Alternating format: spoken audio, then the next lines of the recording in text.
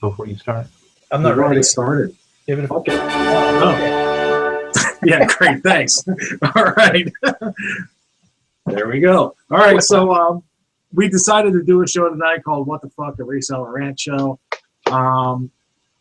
There's a lot of things for us to just go, what the hell, and complain. It's just a good time to kind of get together and complain and laugh and have a good time.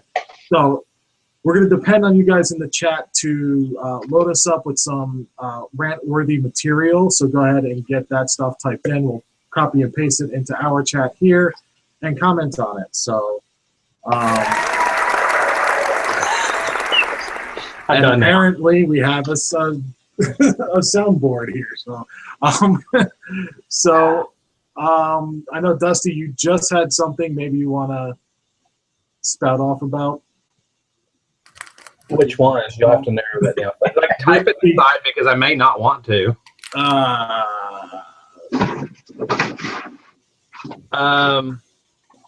There. Oh, okay. So, all right, here we go. We'll start out with this.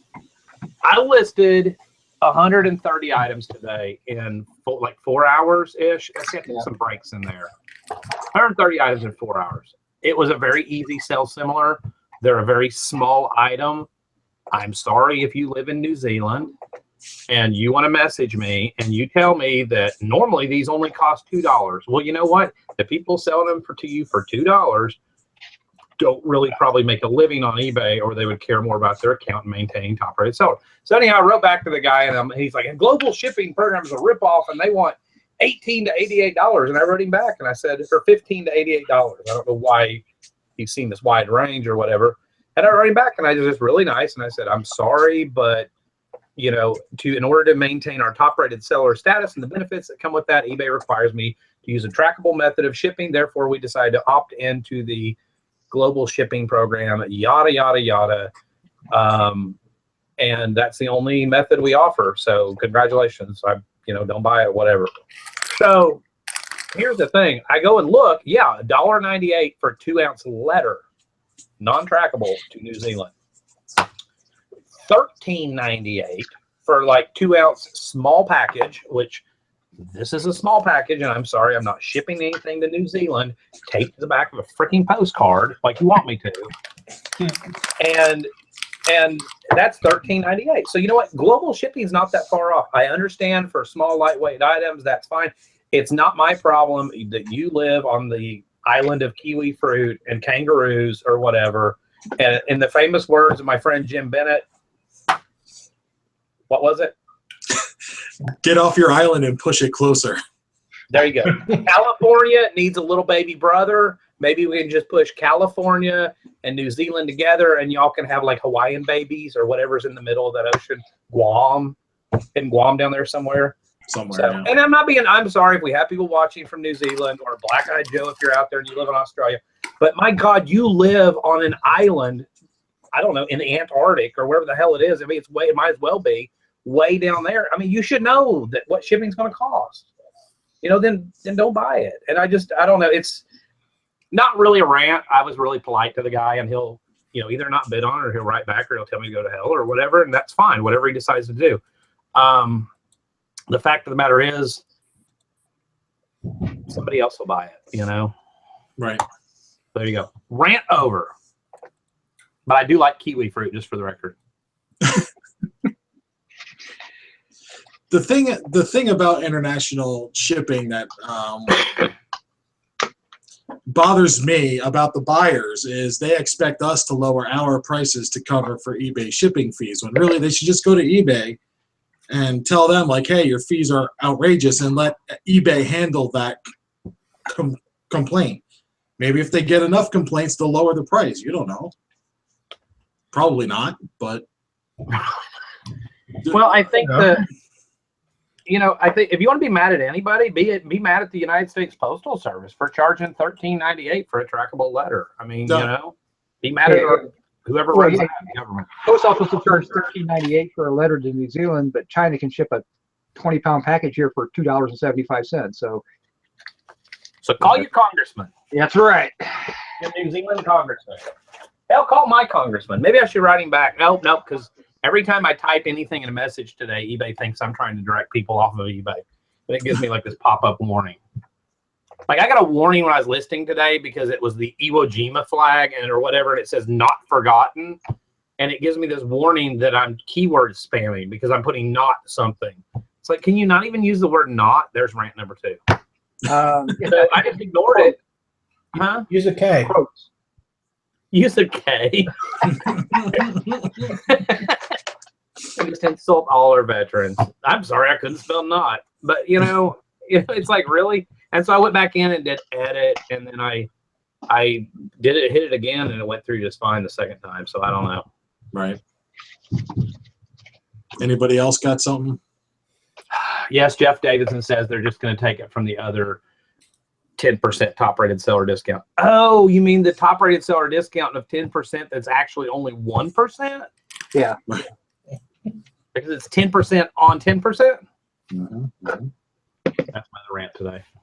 I have no rants. Life is good, man. Life is good. Oh, then you need to Sorry. leave. I don't get all wound up like you guys. How about you don't bring your little bratty ass kids to live auctions and let them run up and down the aisles playing with shit while I'm trying to work? How Good about one. Good one.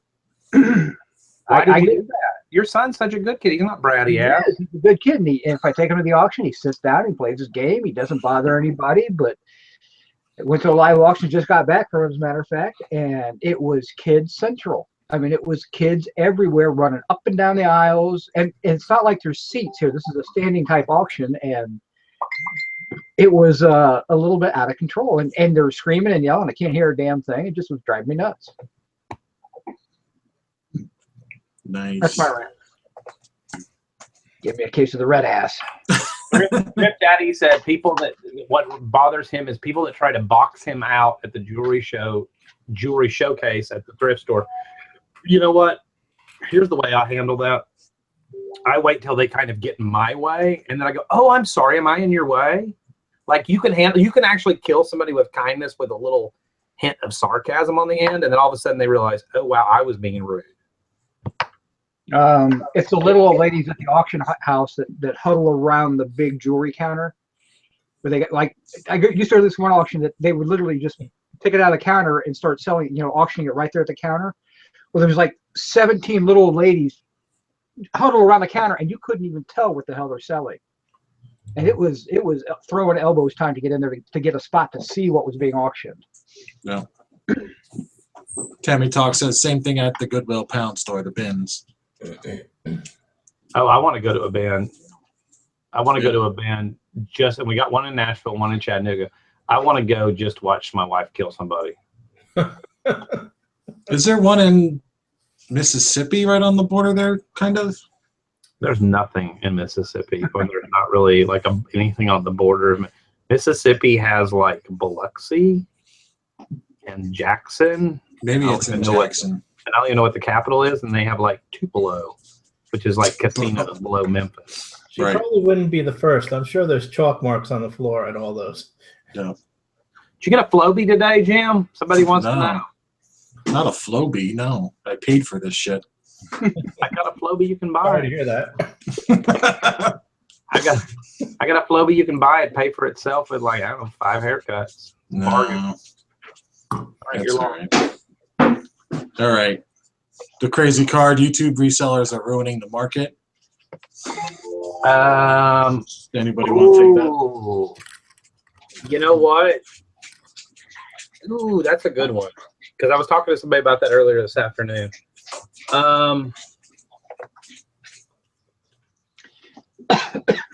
It depends on what you're selling. If you're not going with what's popular with the mass population, if you're watching videos of people that are showing everyday household, easy to find, I can find it at the van. You come across it 20 times a day at a yard sale. If you're watching stuff like that, then yeah, that's probably going to affect the market at some point in time, I think. But if you're watching and learning and looking for a little bit more unusual stuff, zig when everybody else is zagging, it ain't gonna hurt anything. I mean, hell, I just showed a whole video full of a storage unit of 99.9% of the stuff in there nobody will ever find. But if you learn from that video and you do find it, then you're gonna make some good money. What do you think? I think, I mean, the only resellers I watch, or not that I watch them, but I'm told about, you know, people send me links and stuff. Oh, what do you think about this and that? Just trying to get me going, really. They're all clothing sellers. They're all selling like Calvin Klein and like shitty brands that there's 40,000 of them already. So they're not ruining. I mean, they're making it worse, I guess. But how do you get worse than 40,000 other sellers? I mean, or other items in that brand, and it's all clothing. Okay, so don't sell clothing. Well, I think it's not just clothing, but if you pick a common item that has kind of gotten hot online, and I'll use Starbucks mugs as my favorite one, to where everybody starts talking about it, and then suddenly the market is flooded, then yes, YouTube resellers killed that market. Okay. Yeah. That's true. I mean, I guess it can be, because you're talking about a common item, but you're talking about crap that you just can't find, you know. The mailbox behind you. Well, you can find that, you know, find this, like an old tin toy, something like that. I mean, you're not going to find that every day. So, Right. Looks like a serial killer. Was that a monkey? yeah, the monkey on from another little guy. I got a couple of them tonight. So, Eric, was that a repro or original? that's original. Nice. We'll talk, brother. We'll talk. Oh, I got two things like that. So, All right. I'll make you a deal. But, I mean, yeah. Yeah. I mean, and I'll tell you, a story I was telling these guys earlier is I was at an auction tonight, and I was bidding on some photography stuff, some slides and things like that. And I ran into another reseller, and he paid up for them a lot more than I was willing to pay, and outbid me on both boxes. And might overpaid, might not have. I don't really know. But I started talking to him later, and it turns out he's actually a fan of the show. And you know, maybe I killed my own little market by talking about slide sales and things like that. That's fine. You know, I'm not too worried about it. I got enough to sell and everything like that. But it's just it's possible. I guess you could hurt your market a little bit. But if it's just unique, rare items, find another one. You know, I mean, that's kind of the way I look at it. I mean, sure, you can TI-84 calculators.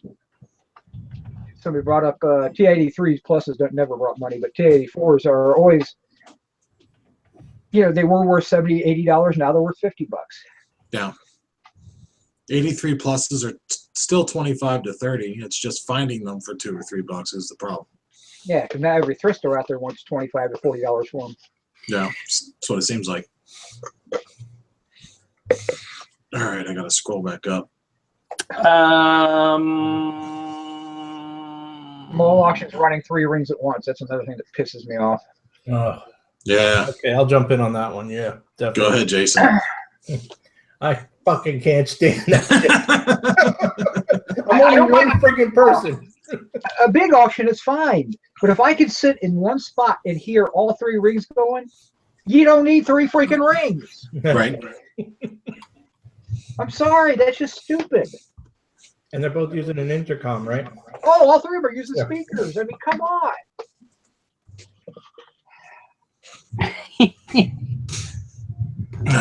I was fine until I went to the auction. Yeah. T-Rex Trading Co. said I make a fortune off Calvin Klein. Which I went and looked up, and you've sold 1 item that's Calvin Klein in the last 90 days. I'm pretty sure that was sarcasm. Although you did do pretty good with it, but I'm pretty sure that was sarcasm. I don't think Calvin Klein makes a fortune off of Calvin Klein anymore.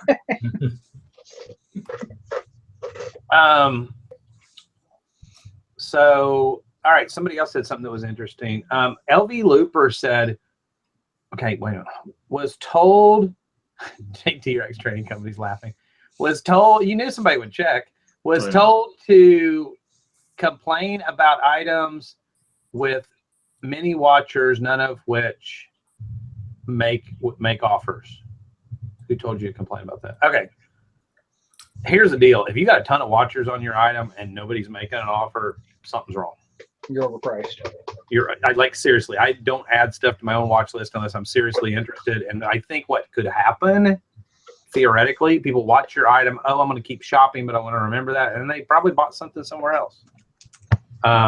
If you're getting a ton of watchers and not any activity, then something is wrong with your listing. And I would guess to say about 9 times out of 10, it's probably your pricing. Sorry, I'm copying pasting stuff to our chat here. Craig Murray is griping about not just charging eBay prices, but attaching a printout of the listed value from eBay on items. That one always cracks me up. I just kind of overlook it. And if I walk into a thrift store that's doing that on a lot of items, that to me is a good indicator. The only thing you're going to find there is something they didn't bother to look up. You're literally going to be looking for a needle in a haystack. If I have other things to do that day, I will make a spin around the outside aisles of the store and I'm gone. You know, they're looking everything up in the back, or they got employees looking everything up in the back. So what's really the point in spending 2 hours there trying to find the 1 or 2 items they missed? Yeah, one of my local online auctions has gone so far as every time he does a listing, he finds the highest price asking on eBay and attaches a link to that same listing on the auction now. Yeah. So I no longer buy from his auctions because I just can't, because people think it's worth that much. Jim, how about no shopping carts in the thrift store? Oh God, That makes you happy, right? that does not make me happy. That just boggles. I'm sorry, that boggles my mind. The people that own our Goodwills here, and there's a good 30, 35 of them. They're a big chain. They don't know shopping carts. They don't take credit cards. If something's not priced, nope, they're not gonna price it right then and there, which was somebody's thrift daddy said that. That's what they do. The shopping carts and the credit cards are the big things. Like you have 30 stores and the parking lot's always full. You always have lines. Put a couple of shopping carts in there. Let people buy more while they're there. No, they won't spring for it. They won't spring for it. Then the credit cards. If you have 30 fucking stores, you can absorb the 1.25% or whatever it is. Or even buy used ones. It's a thrift store. They don't need to be new. Right? Life Beholder said maybe thrift stores need to be blocked from watching YouTube videos so that their prices would stop going up to a ridiculous price that is more than when the item was new. I don't, there's some stores that probably watch it. I'm sure employees talk in the back room. Do you see, do you watch on, YouTube, or hey, there's YouTube videos of thrift or whatever. I'm sure there's ones that are probably big chains that are instructing their employee. I don't think they're instructing their employees. They're probably telling their employees to look stuff. You know what? That's been going on for years. It's been going on since long before the first reseller ever did the first YouTube video. I mean, they were on to people. The biggest problem is the people that go in stores and alert the employees to, and when it comes to chain stores, that probably, well, that's not the biggest problem, but that probably helped add to the situation. Yeah. If I go in a store, unless they're reseller friendly or the manager wants to make me a deal and he knows what I'm doing, like maybe in a regular retail store, not necessarily a thrift store, I don't blab my mouth about what I do. I don't sit and talk loudly with the other customers where people can hear it. Just get in, do your business, get out. The people that were successful in this business that I've seen, the little old men that die with the warehouses full of crap and the antique malls and all that, they're the total sleeper guys at the estate sale, because I know a lot of them. Yeah. And they literally go in, they keep their heads down, they buy their crap and they get out. They don't, but I don't think as far as YouTube, I mean, it's going to happen. Thrift stores aren't stupid. It's kind of like when I started doing car parts in '98, somewhere around 2002, 2003 on eBay, I saw markets decline. The junkyards we were buying from, we would walk in and they'd go, hey, all of our customers keep telling us they can buy it cheaper on eBay. So what we did is we started putting our own stuff on eBay. Sorry, we don't have any parts to sell you. It just happens. You can't really blame anything. All right, rant over. Ooh, there's a good one. Sorry, I'm still catching up. A lot of people are pissed off. We're not the only ones with PMS. All right. Resellers hiring employees to push subs and views for YouTube. Yeah, I just did a video about that earlier today.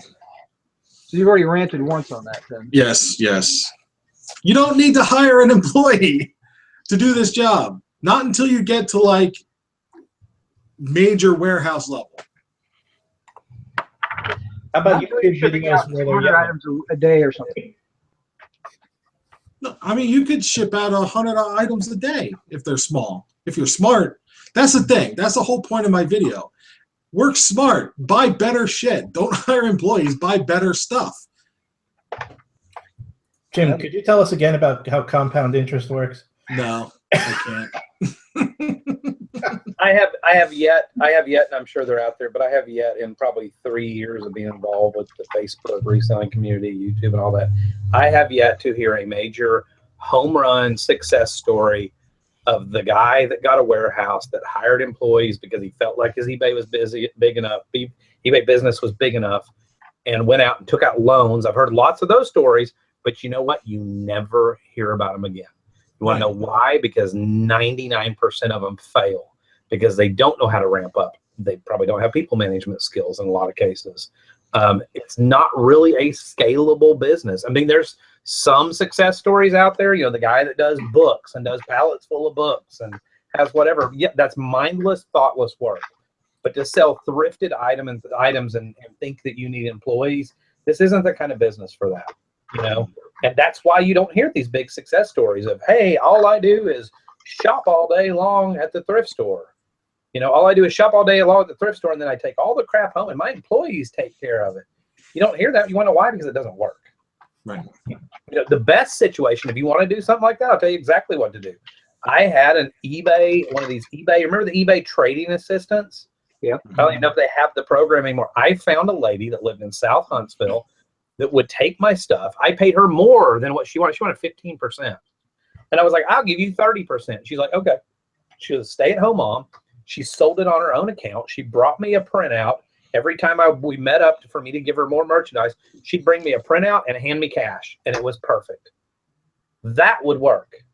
But you know what? They're working on their own schedule or whatever. As far as having employees, I'd say 9 out of 10 people that are doing this, that are suggesting this and saying they're going to do it, it's kind of obvious just by watching them they can't manage themselves. Right. So, rant over. I'm going to end my rant with that every time, so y'all, because y'all are like, you should. All right, the crazy card. Shoppers that smell bad and scratch themselves a lot, then fondle everything on the shelves. how do you fondle things? Not so much that, but I hate when like you go to an auction and it's like a real delicate thing, like that tin toy you pulled up a minute ago, Eric, and everyone and their mother has to touch it and play with it and wind the key. That makes me cringe. Yeah, those are. You know what? Really, I was at an auction 2 weeks ago, and I am not passing judgment on anybody, but my God, if you stink of pot, don't come near me. Why is it always the people that smell the worst want to get closest to you? I don't know. I that's the one smell. I'd rather you have nasty foul body odor than smell like pot. Well, I don't know about that. I do. I can't stand that. And they always want to linger near you, and you're just like, dude, I don't want to fucking contact high off of you, all right? Get away from me. You know, I don't understand. Do you not smell yourself? You wonder why when you get pulled over and the cop goes, got any drugs in the car? How do you know that? Right. Thrift Daddy said people that think paying less for items is the key to scaling up. Key to scaling up is buying items that are more profitable. I think that's kind of a common misconception. And it's sad because a lot of people watch YouTube. You watch YouTube channels, YouTube videos, and then they think they try to emulate that or imitate that, and they end up going, why am I not making any money? Because you're listing $9.99 items all day long, half of which aren't going to sell in the next month and a half, 2 months. You know, 10% of what you list usually is going to sell immediately or whatever, just throwing out a random figure. It's not an exact figure. And so, yeah, you listed, you know, $110 items this week, and 10% of them sold. You made $100 this week. You know, it's just not going to work. The way to make money in this business is to work smarter, like Eric said, and not harder, or Jim or whoever said that a minute ago. I don't care. Y'all look alike. But, you know, except for the whole hair thing. So I'm done. Rant over.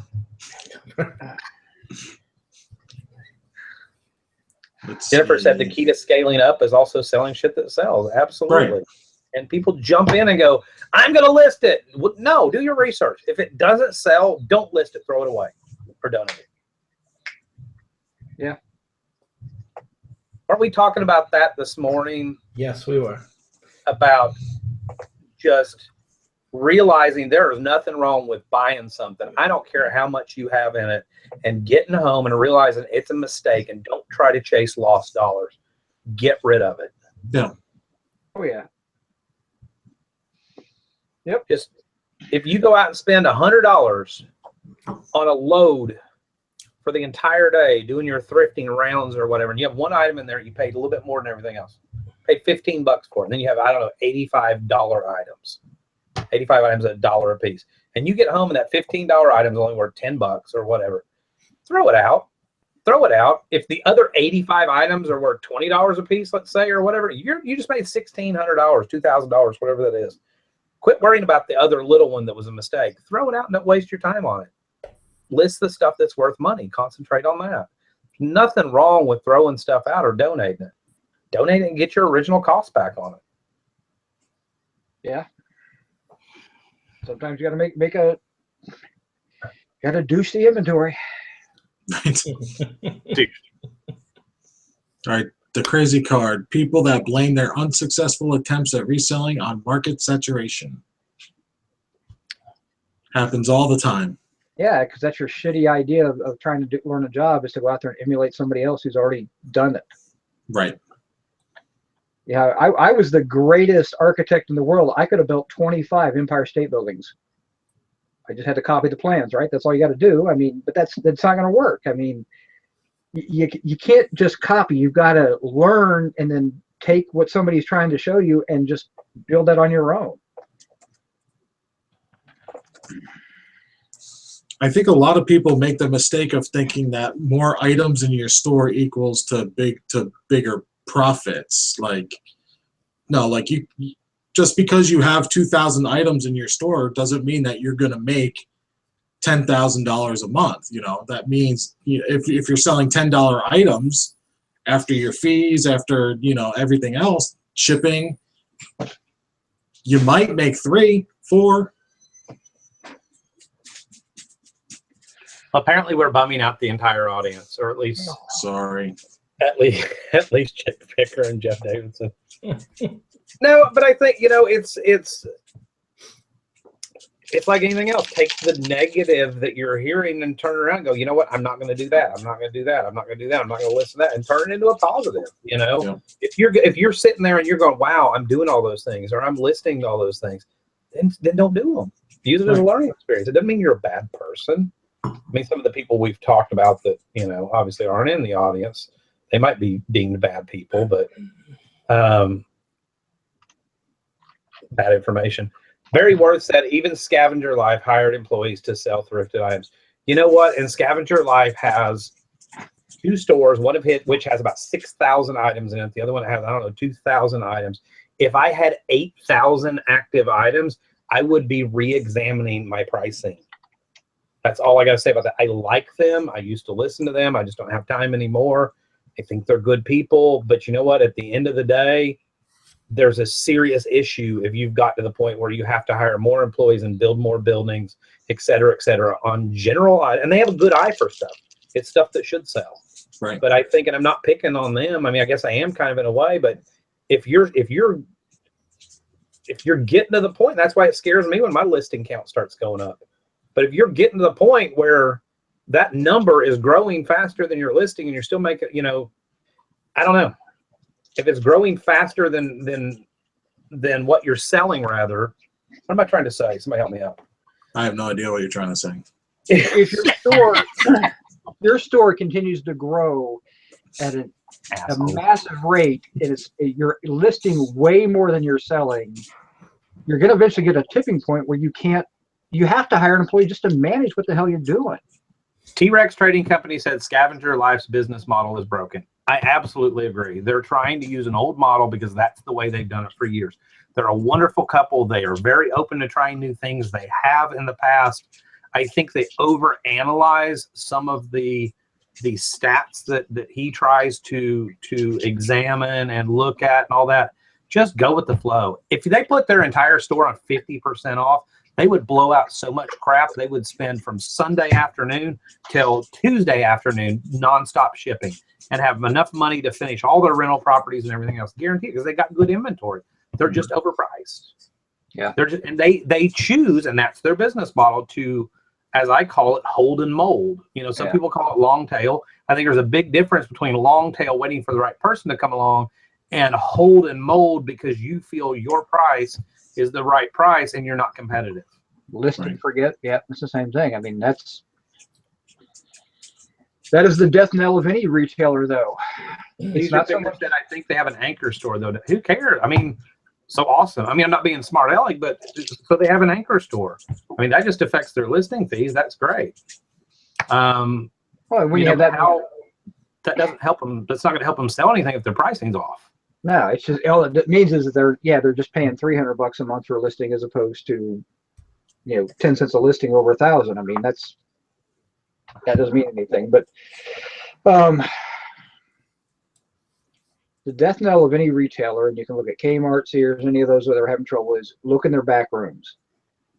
Look at their trailers full of crap that they can't sell because they have no space to put it out. There's a ton of retailers that have bought the wrong stuff and too much of it because they had to get a good deal, and there's just no market for it. And so now they've got capital tied up in everything they have, and you're like, okay, no one wants it. What are you going to do with it? Mike Beholder said it becomes a museum and not a store. Brian Miller says, you don't know. That's what's funny about listening to you speculate about what you actually don't know about. I know I can go look at their inventory, and I can take an apple and I can compare it to a sold apple. And I can go, wow, this apple's way up here, and this apple's right here. And then I keep seeing, oh, and so is this apple, and this apple, and this apple, and this apple. That's business sense. I mean, they're higher than what the market is on stuff. Yep. They don't have bad inventory. I've said that. I mean, it's a compliment. They have great eye for stuff. They have decent inventory. And I don't think they've ever shied away from the fact that they put it at a price that they want to get for it, and then they admit that. But they go for the higher price, which is fine.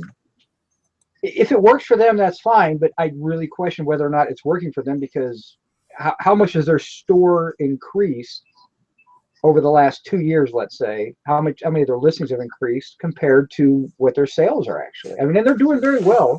I mean, you can't help but do well, but if you're selling 15% of your store's inventory and you got 5,000 items in the store, so you're selling 750 items, you're barely turning that inventory once a year, and that's not good.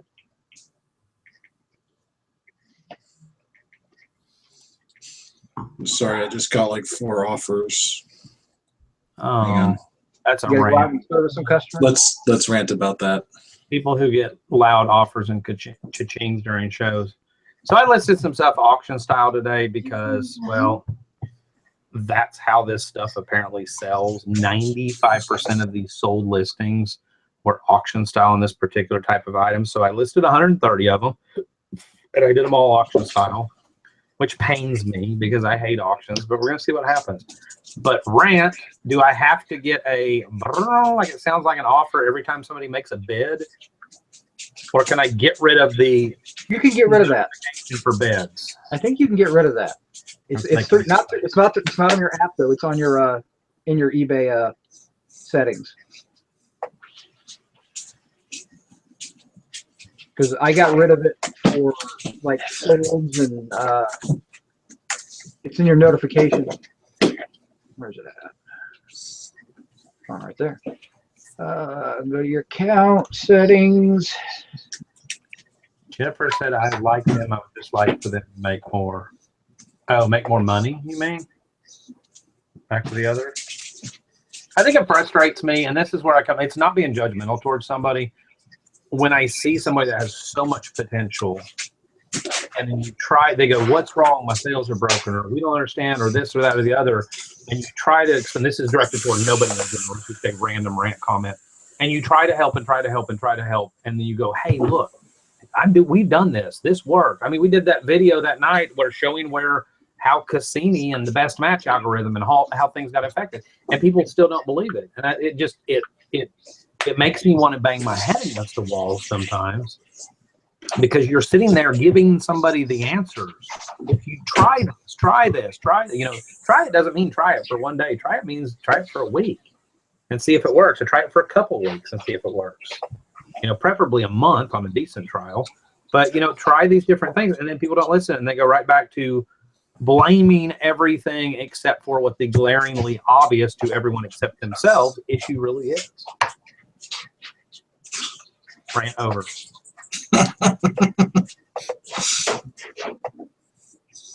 All right, LV Looper's pissed off because YouTube won't auto skip ads. Oh well. I think that's called subscribe to YouTube Red. Yeah. Technically, I don't get ads when I sync my tablet with my TV. When it goes over to the TV, it doesn't play ads. Right. I don't know why, but that might help. But we like ads, so watch the ads.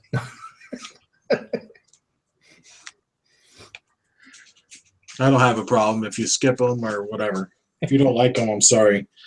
This video is going to be filled with ads, nothing but ads. So every 30 seconds. The best is when it's like ads of resellers selling their course. Right.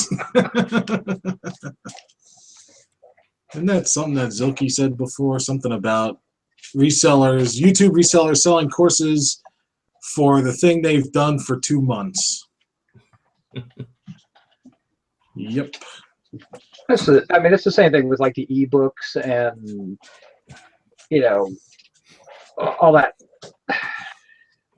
crap. Day for dummies. You go, Jim.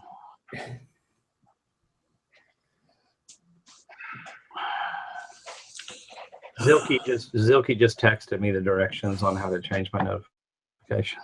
Oh. Let's see, Brian Miller. So what if it is? I mean, who gives a crap if they don't want to put in the real work in quotes? What does that really matter to you other than it's an observation? It's an observation. It's an observation. We're not calling them up and telling them they're doing it wrong. We're just saying that they could probably be better. Just like, hell, you look at my store, I could probably be better. I mean, we all could probably be better. I mean, why worry about it? Because it becomes a pattern of the same people coming to groups or coming to videos going, hey, how can I do this? How can I do this? How can I? And this is not directed. The majority of people like listen and are open-minded, but you do have some certain people that ask the same thing over and over again, and they do it for like a month goes by, 6 months goes by, a year goes by, and they're asking the same questions and complaining. They'll post in the reselling groups and stuff, my sales are slow. Why are my sales so slow? And you go back and you look, and you search, and you look at their posts, and it's like they didn't want to listen. They didn't want to put in the work to do what people advised them in previous posts. And you get to a point where, it gets a little, I mean, what do you do at that point? He said his comment was a reference to the Gary V comment, which was Brian the Oak Brook Picker. Said, I like my rate better. Yeah. The Gary V flip challenge is bringing newbies into reselling. They want a quick way to do it. They don't want to put in the real work. Who's Gary V? Yeah, that's what I was thinking. Gary Vaynerchuk. I used to listen to Gary V. I will say this. I thought he was motivational. I was like, wow, this guy's awesome, blah, blah, blah. Okay, some guy made me an offer on something last night, and I didn't accept it till just now. But once I went to accept it, I realized it had gone on sale, and it's now cheaper, so I went ahead and took his higher offer. I didn't know you could do that. That's fine. He's kind of a motivational guy that owns a marketing company, stuff like that. He started out doing little videos for his dad's wine store or whatever in like New Jersey or New York or whatever it was back in the day.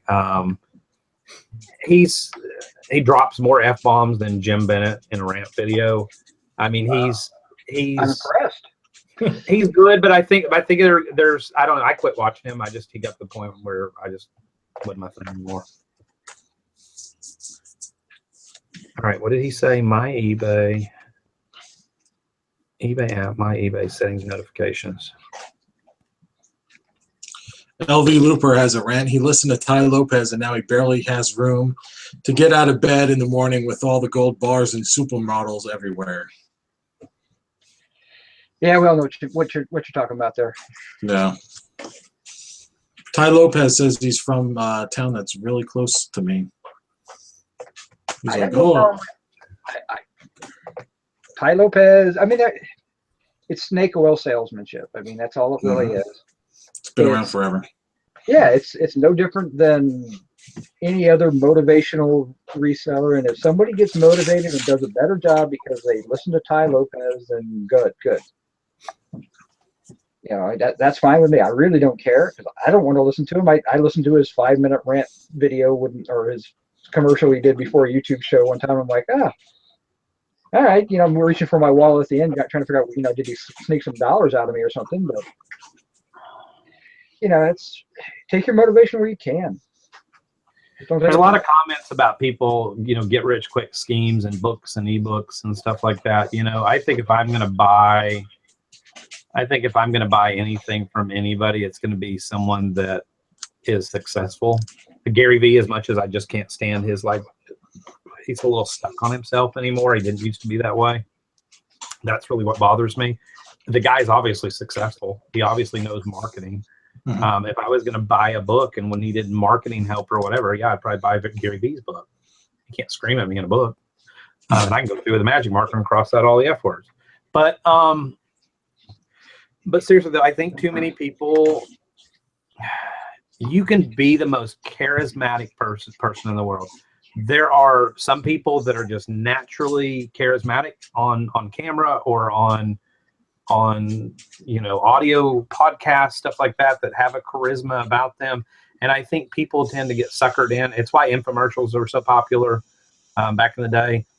People like that charisma. They like that whatever. It could be the crappiest product in the world. That's human nature. We tend to like the people, like the product.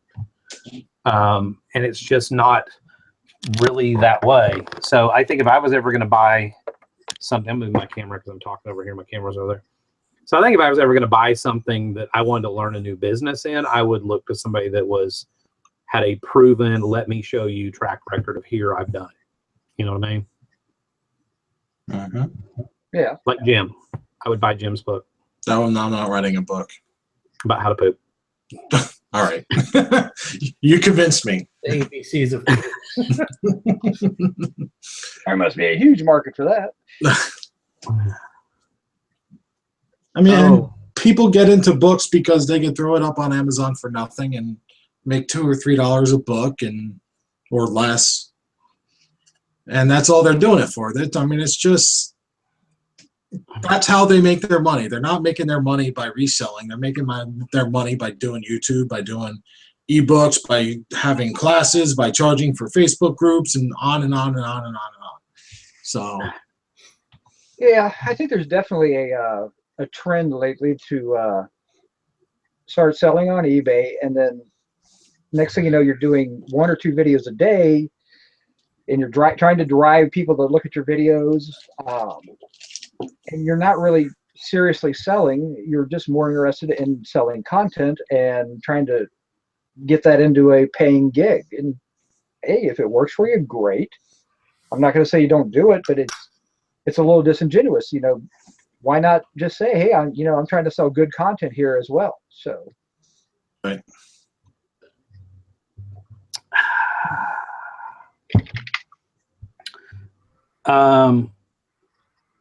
Lindsay Larson said, I scanned books tonight at a thrift store. I couldn't find a single one that made more than $4, and it was rare. Either I have a crappy place to buy books or it is hard to find good ones.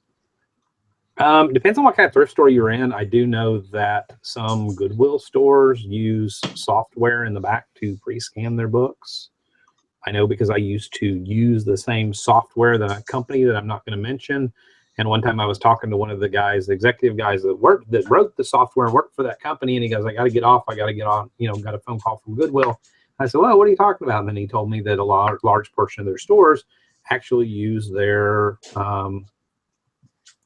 it's inventory placement software for like FBA and stuff like that. And a lot of them use it. So it depends on what kind of store it was.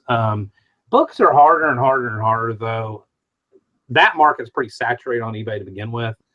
Yes, you can make money. I'm not denying that. There's mad money in textbooks. There's money in nonfiction. I don't know about fiction so much. I mean, there's money there, but you never know. You could have also been in a thrift store that inventory has been on the shelf for 5 days and 6 other people came in and stand in front of you. There may have been nothing good put out since the last 5 people came in. I don't do books anymore. I don't scan books anymore, just because it was so few and far between. I will pick up textbooks if I'm in a junk store, yard sale, whatever, but I really am picky on what I pick up and what I don't pick up. I go more by how new the cover looks. Older editions where, the guy's wearing some kind of 80s shirt, obviously you can probably skip that. And then you kind of learn what types of textbooks tend to have a new edition every year and what don't. Like electrical code books, code only changes every so many years. Sometimes, I've sold ones that were 2008 recently and got good money for them, even though they're 9 years old. You take a nursing textbook and it's not necessarily going to be the same thing because those change editions every couple of years. And that's just something you kind of learn as you go.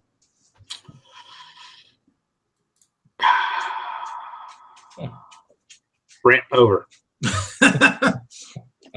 Every time. Rant over.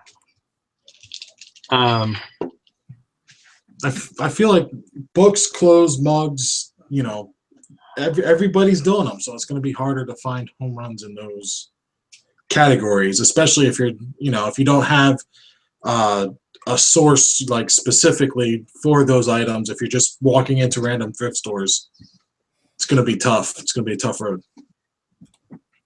Oh, it's going to be tough, and it's like somebody else said in the chat. You have to find other sales places, library bag sales, things like that.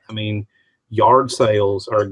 I've done better with books at yard sales than I've ever done at any thrift store. But it is still a fairly saturated market. I watched it kind of drop and drop and drop. And it was something that the more I scanned, the less I was finding. And I finally just made a decision to take book scanning out of my equation of reselling. Right. If that makes sense. Well, I did it for a while, but I wasn't out there scanning books. I was buying large lots of books at auction for little money and then bringing them back to the house, scanning them, sending the ones in that had any type of value. But it's hard. It's damn hard to make decent money on Amazon with just books.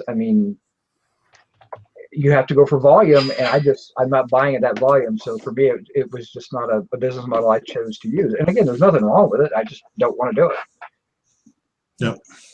Well, I think there got a point too where you start getting old. Books are tough. I'm not gonna lie. I got mad respect for people that make money out of doing thousands of books or whatever. I think there gets to a point in your life where you realize, like even doing retail arbitrage. Zilke, I'll pick on Zilke for a minute because he's in the audience. He spends a lot of time on the road. Yeah. His lifestyle, his living arrangement with his domestic partner. I'm just kidding. I'm totally no, but his kids are older and whatever, and that's something that he does. But you know what? For me, it doesn't work. For other reasons, and so everybody's different. You figure out what works, and you figure out what works and what doesn't work, and you just kind of go. You just kind of go from there.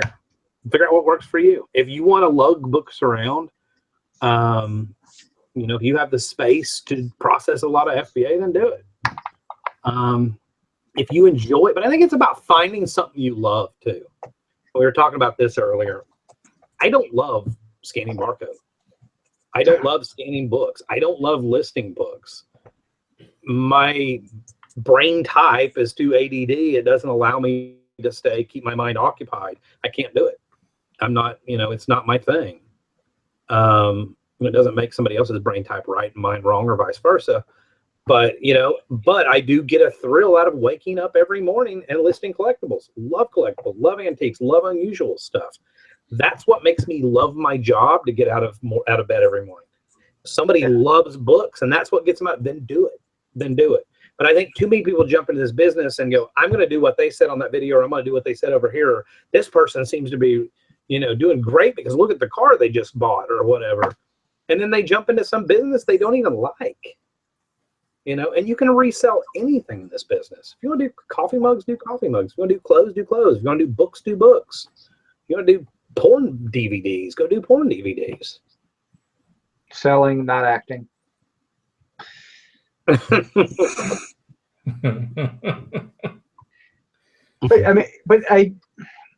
I mean, that's an absolute truth. I mean, sell whatever you want to sell, make your money whichever you want to make, but don't complain because you're not having great sales because you're selling in a flooded market. Just understand the volume you're going to have to do to make the same amount of money as somebody who's not selling common things is going to be much higher. If you feel like doing it, you've got the storage space, go for it. Are those organ donor containers behind you, Dusty? Organ. The red top ones? Yeah. Yes, that's where I keep it. Are you in the black market now? It puts the lotion on its skin, and then it puts its organs in the basket. All right, Jack Smacks. Those are motorcycle saddlebags that I picked up today. Yeah. Sweet. You still don't know who they're made by, right? Yeah. No, and they're not going to be great, but it was one of those I already knew I was going after another item, and so somebody had bid $5, and I was like, I'll take the next increment, and I grabbed the 10, and I'll make a little bit out of them, but not much. Yep. Jack Smacks said, think about it though, how expensive would it be to hire a slew of kids just to sit there and scan books all day? Oh, child labor. How much what? How expensive would it be to hire a slew of kids to just sit there and scan books all day? It would be very expensive because by the time you get out of court, hiring employees, as we started Rant earlier, is extremely expensive. Right. Even if they're kids. Even if they're your kids. If you do it right, if you actually go out there and you hire them correctly and do all the paperwork, get it all done, there's a lot of work. If you're going to 1099 them and say, oh, he's just a contract worker for me, that's a different story. But they've tightened the rules on that quite a bit. So hiring people is not a cheap, it's not cheap. I mean, no. But that's what I hear a lot of people say they're just gonna, they're gonna 1099 their employee or whatever. And like you said, they have absolutely no concept what a 1099 employee is. That doesn't mean that it's somebody that comes to your house and you just want to call them a 1099 because you don't want to treat yourself like a real business. It really doesn't work that way. No, it doesn't. I mean, there's a lot that goes into that. And when you do something like that, you start opening yourself up to a lot more regulation and a lot of the rules. And it's not, that's why hiring employees is not always the best thing. If you supply everything that employee needs to do their job, they're not a 1099 employee. They're they're a regular employee that you have to follow all the rules with.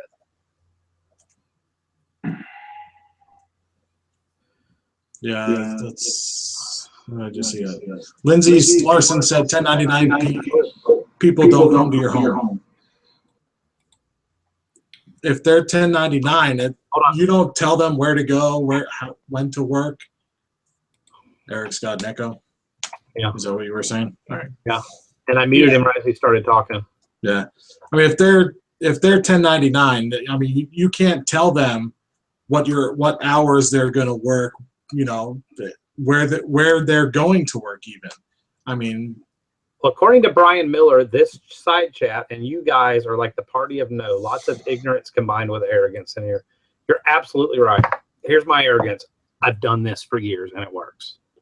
So there you go. And I've watched so many people come into this business and fail and not understand why it doesn't work. And it's because there's a lot of people out there teaching a lot of things. So you know what? They don't watch it. They click off of it and don't watch it. I got nothing more to add to that. Ran over. Ran over. Oh,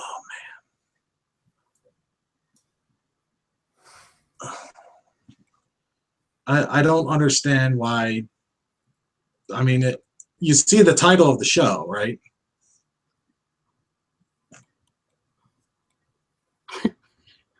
No. I thought this was the happy hour. and everybody was sorry. really happy. Is that better? Yeah, Great. good. Let's piss off Jim. That'll do. That'll Yeah. be great. So they're talking about books, and I think that's where the fight's kind of breaking out in the side chat. You have to sell a decent amount of books and a lot of books. The fact of the matter is 99% of the people that are watching these videos trying to learn just to keep their power bill alive either A, don't have the money to sink into that kind of inventory, B, the time, C, the health, D, the storage space, the ability to haul, lift, whatever. A lot of people that get into this are elderly. So yes, books might work great for you. I said it a minute ago. I know a couple of people that make a lot of money off books that do really well with it. I didn't say that it was a bad business model, but for people to try to jump into it, it's going to be a really tough business. If you say, hey, I want to become a reseller, and you go, oh, watch these videos and I can go sell books, it's going to be tough as hell. Number one, they're not going to know what they're looking for.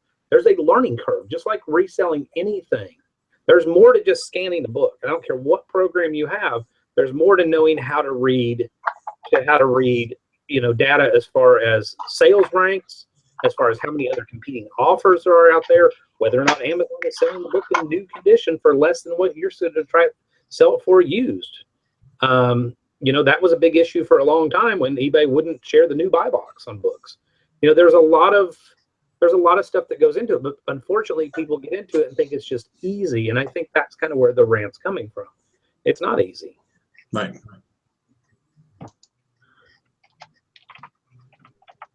So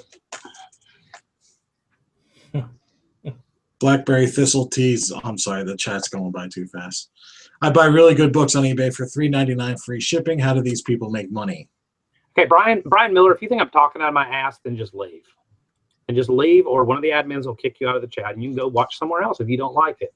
But I'm not going to sit and have this argument with you. And then you sit there and insult somebody that's trying to host a show. I'm talking out of my ass about what? I've done Amazon for 11 years. Do I know everything about everything? No. But I would like to think that I know what the hell I'm talking about.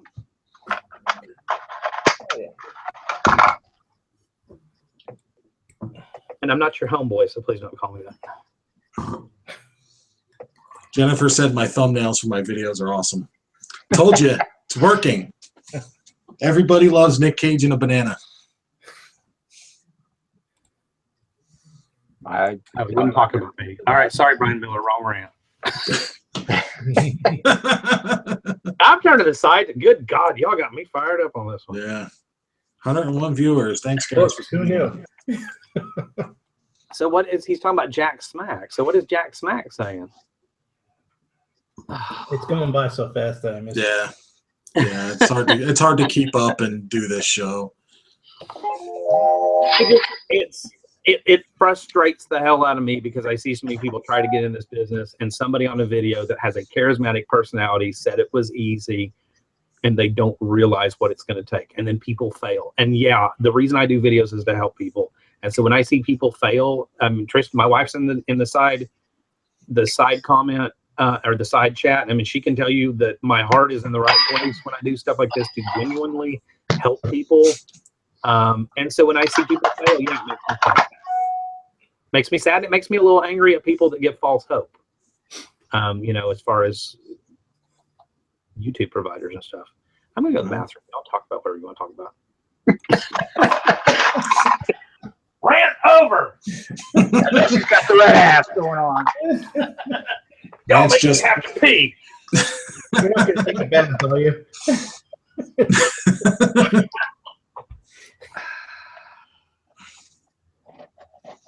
I heard that. Nikki says, I will take Nicolas Cage and a banana on a boat and a house anywhere I can get him. Well, alrighty then. If he sees a van with darkened windows anywhere near him, Nikki's on the prowl. You know where you won't probably find him is on a movie screen, like in a theater. Because all his shit goes direct to DVD. Ever since The Wicker Man, it's gone downhill, right? Yeah, well, ooh, yeah, that was it's been a bad road for him recently. Dave Willoughby asked, totally off topic, did any of you sell Hatchimals this season? If so, did you get many returns? No. Nope. No. Me either. Nope. I'm not into fighting for my inventory. I'm not into that trendy crap. Like, I don't want soccer moms, and you know, my wife's a soccer mom, so I don't want soccer moms punching me because I have 3 Hatchimals in my hand. And no. It's so funny. Everyone's like, follow the trend, follow the trend. Screw that. No, don't follow the trend. That's where the money is. I just saw way too many people go you know, balls deep into Hatchimals, and it was like balls deep. I saw wait a minute. Let's back up. I saw way too many people go balls deep into Hatchimals. That's right. Let's just stop right there and think about that for a minute. Yeah. And end up getting burned in the end. So Right. yeah, it's no different than buying Cabbage Patch one year and you know Tickle Me Elmo or whatever, and then trying to flip it and everything. It's not only do you have to deal with the fact that it's a hot item and you may miss the trend, you may miss the window. The other problem is you got to deal with the hate that goes along with people selling those things. I mean, the viciousness on some of those Facebook selling groups. I mean, they were talking about hunting people down and you're making a profit and everything. And it was like, yeah, no, thank you. I don't need that in my life. I mean, and if you want to look at some of that, go into a Facebook selling group now by you and look up Nintendo Switch. Oh yeah, I'm sure that's about the same. I mean, there's people selling them for $400 because they're buying them at, you know, whatever price they are. And man, the hate for that is just crazy. And I don't want to be a part of that. I don't mind if I'm hated, but I don't want to be hated by somebody that might be crazy enough to come to my house and do something. Like I could be hated on the internet and whatever, that's fine. But I mean, I hate you. Does that count? Well, fuck you. I have nothing for that. No.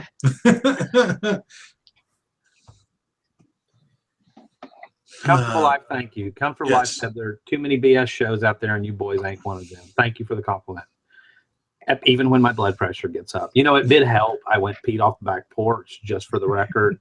I did leave, turned my camera off, left my sound on so I could hear y'all. You didn't from my back porch. You didn't pee into the wind, right? No.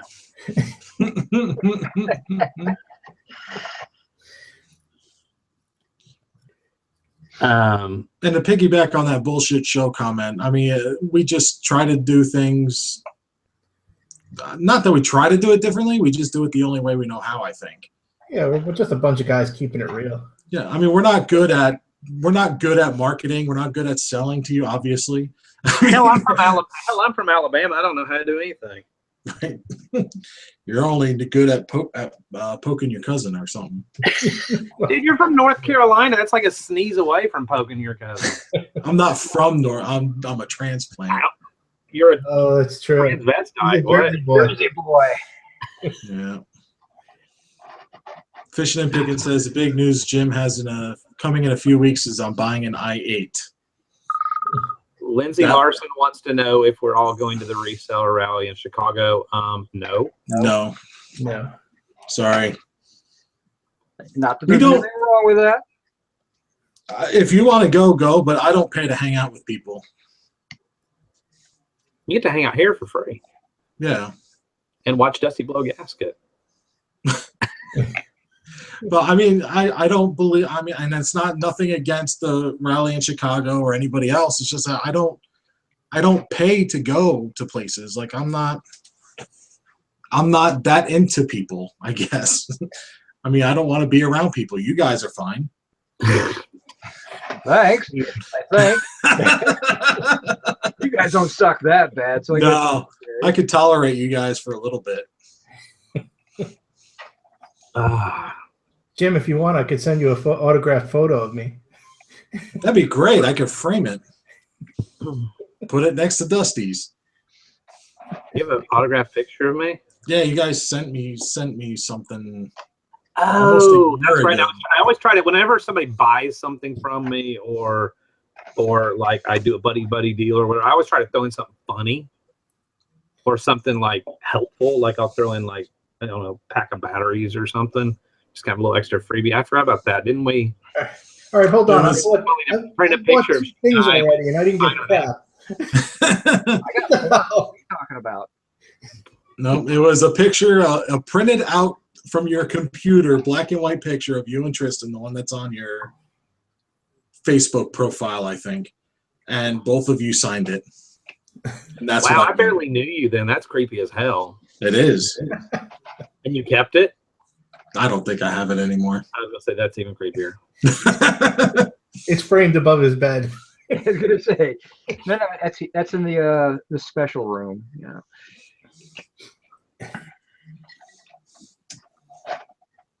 Organizing a meet at Nikki's van.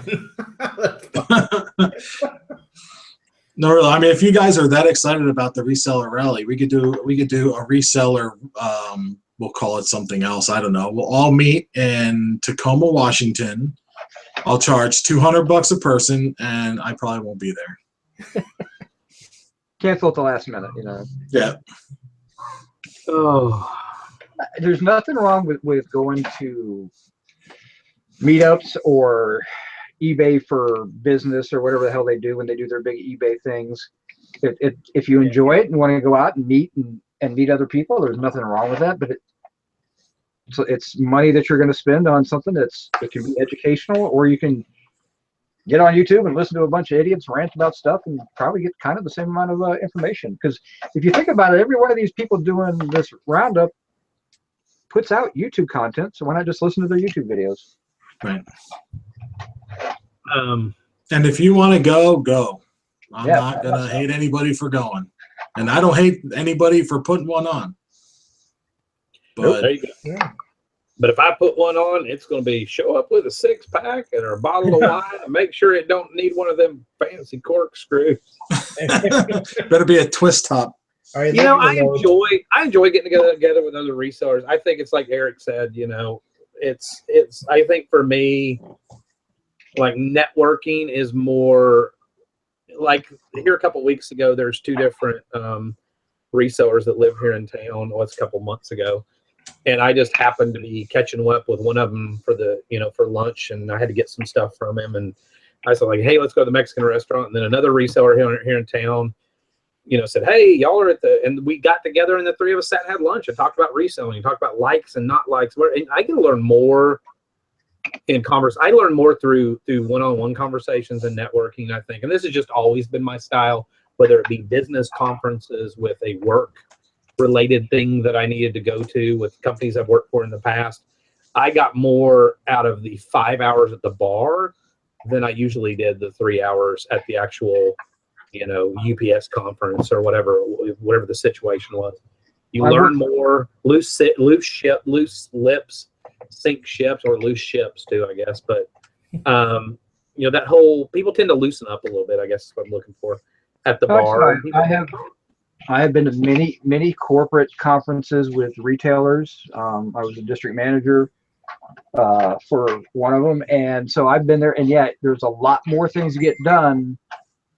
Get it afterwards, especially when you talk about the liquor starts flowing, and you got people who have a free flow of ideas with no repercussions. That's how information gets out there, and people learn and do a lot better for stuff like that. But I mean, I was in about a year and a half ago, I was in a late night hangout with I don't know, 5 or 6 people. It was, I don't know, like maybe an after show thing or whatever, and somebody that I don't know terribly well. I knew or no, I didn't at the time though. And people are drinking and whatever, and I learned more about a certain aspect of Amazon and tips and secrets and tricks on how to do this and that from somebody that was actually doing it than I could have ever learned from any course, from any video, from any whatever. I literally got the cliff notes of here's what we're doing, here's what we learned the wrong way, here's what's going, and it was just, I just went, wow. I just sat and made mental notes of all of it just by hanging out with somebody, having a few drinks, and being friendly. Yep. Are we really talking about Faygo fruit punch? Yes, we are. Yep. I don't even know what that is. Oklahoma picker. We'll get to his. And Lindsay, I did copy yours, so we'll get to that next. But this is kind of going along those lines.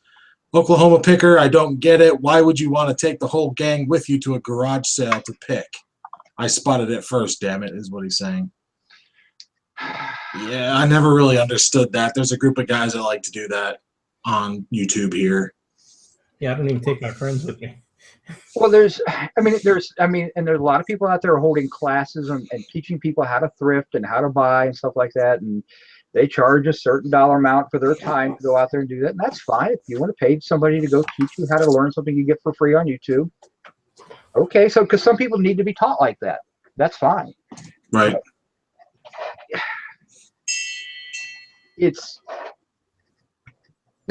Somebody just put that in the chat there. This job is learned through experience. It's not, you can't really learn it from somebody else. Right. You can learn some techniques, you can learn some tips, but you can't really learn how to do this job. You can't really learn whether or not you're going to be good at this job or not. And it's learned through making mistakes too. It's learned through trial and error. Yeah, if you don't screw up in this job and waste some stupid money and pay for some of that education, you're not taking enough risk.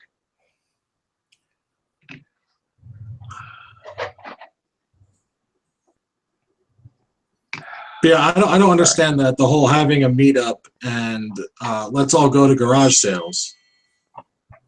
Like, they're not necessarily paying for that, but it's like, let's all travel to one place to hang out, but let's go to garage sales where there might only be 10 items because it's towards the end of the day, or, even if there's 100 or 200 items in a small driveway, like, what are you going to tackle each other to go for the Nintendo shit? Or if anything, meet up at like a flea market or something.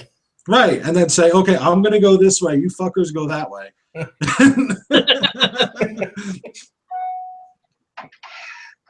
Yeah. Right. It's okay to go on vacation and maybe hit a thrift store or two or whatever. I personally, if I'm going to take a vacation, I've worked extra hard for that vacation. I've saved for that vacation. And I'm going to tell you right now, I know a lot of people that do extend their handling time, put their eBay stores on vacation mode.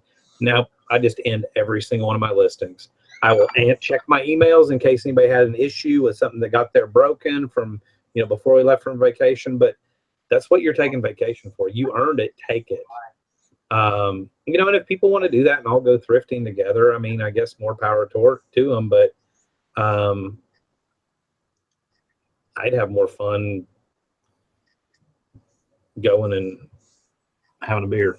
Yeah. But, like, I mean, when I went down to Alabama, Dusty and I and the ladies we went to thrift stores, we went to yard sales, we did flea markets, but it was just the two couples. It was two couples, and the majority of the time was spent just laughing and cutting up in the car. So it wasn't really, and none of us were really even serious about reselling or about about picking or whatever you want to call it. Not that weekend, yeah. It was more just to have fun and have something to do. And just hang out, yeah. And kind of like, hey, here's our city, check it out, and I'll show you around. And the easiest way to do that was, let's go find some yard sale. We'll just make a big circle around the city. But even when we went to a yard sale or a thrift store, I mean, Dusty went that way and I went that way, and we met up when we were done. But it wasn't like, oh, let's go look at this same clothing rack together, or let's shop the shelves together. Like, we're a couple of, whatever. I almost went too far there. Well, Scott Zelski just said, notice how they left me out when they were here, bastards. I have a domestic partner, so it's discrimination. I think that was before he moved down there. Oh, I forgot about that. The girls were in was it TJ Maxx or Marshalls or something like that, and you and I are like over in men's underwear. No, we were in toys, but yeah, we were scanning stuff and I was crying the whole time. It's like, I'd scan something. This sucks. Why am I doing this? What are we doing here? No, Lindsay Larson, we don't hold hands and skip through the aisles. Because Jim can't skip. No. When I skip, people get hurt. All right, Lindsay had a question. Can you rant about the videos where that have Cassini talk in them? It's the theme of the show. We talk about Cassini. Yeah. I think she might be referring, because she's kind of a newcomer to the videos and shows and stuff. I think she might be talking about the one on the old Happy Hour? Reseller Happy Hour channel where the research was done using Matt. Matt Rice. As an example, yeah, and I was gone that night, I think, or something, because I wasn't there. I think he came in later. Maybe I came in late. Yeah. That was a boring show, but there was a lot of good information in it. There was a lot of there was a lot of quiet time and let's try this and see what happens, and waiting for the results to catch up to Struggleville's site.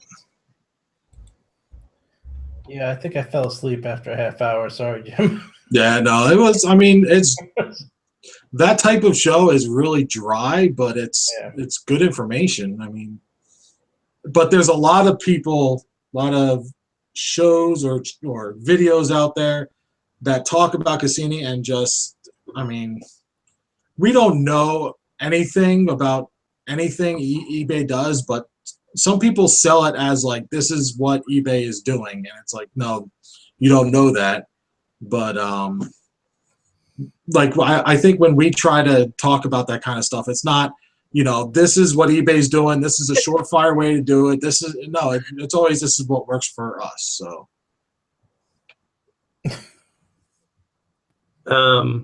wow, I'm reading the comments in this side chat. So Scott, apparently you have an invite from somebody in the chat. When they get down there, they're going to invite you and your domestic partner to go thrifting with them. That's apparently nice. Scott's wife is laughing in the background that I'm saying this. Anyhow.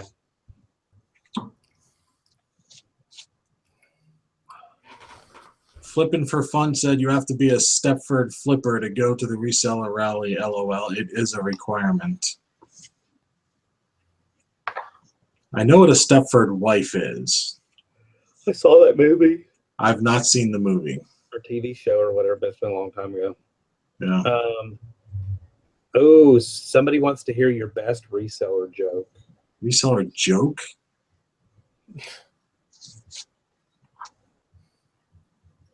How many resellers does it take to screw in a light bulb?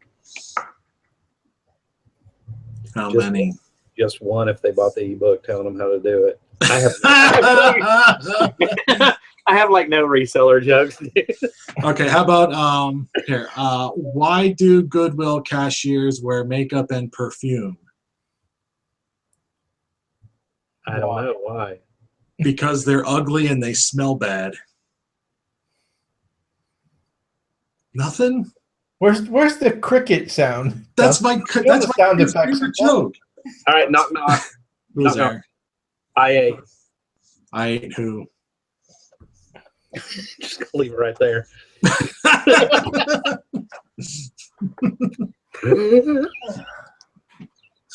Oh man.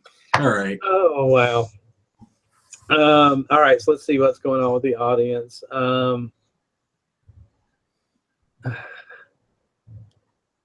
Well, apparently cleavage is not a popular thing in reselling videos. I don't know. Maybe I was brought up a little bit differently, but my mom always brought, Did somebody want to see mine? And taught modesty and things like that. And there was a name for non-modest things. You mean sluts? And we see Eric's cleavage every night, so no, you're not. You know what? I have the same T-shirt I've had on the last 10 videos. Probably, or 8 out of the last 10 videos. It's one of my favorite T-shirts. I don't care. I don't check my hair before I do shows. I don't, it's about the information. Either you like the information you're getting in somebody's video or you don't like it. It's about, I think, for me, when I watch videos, feeling whether or not that person is genuine, whether or not they're real. That's one of the reasons I love this group of guys right here, is because, what you see is what you get. We bash on each other all day long. We make fun of each other all day long. you know, but we're real, we're real about it. And when we get together and do one of these shows, I mean, it's there's not any BS, you know. I think there is a double standard there, though, with the whole cleavage thing. Like I can't spark up a video and show like a little like Old Sparky, like penis neck. You know what I'm talking about? Like I can't show that. wow. Or like under nut. Sorry about that. So That's all right. You're just in time for a little penis neck. So Craig Murray wanted to know what beer that was. I'm still working on that. The bought the other day, that Ballast Point. I don't know where my camera is because I can't see myself. Ballast Point Grapefruit Sculpin IPA. Oh, how is Just the to get rid of it.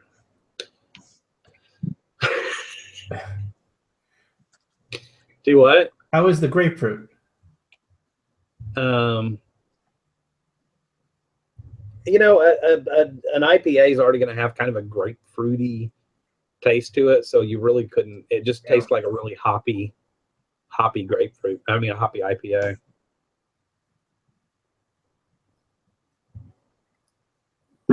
Life Beholder said they read. Oh, everything just went blank on me. They read the wrong book, or there was a misprint on eBay on selling on eBay. The cleavage is for pictures on eBay, not for making YouTube videos.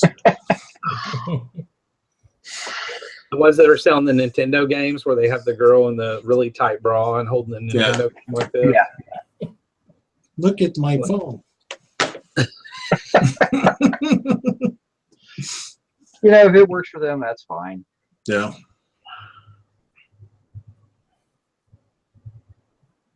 Did you do an item not described because I didn't get the cleavage in the mail?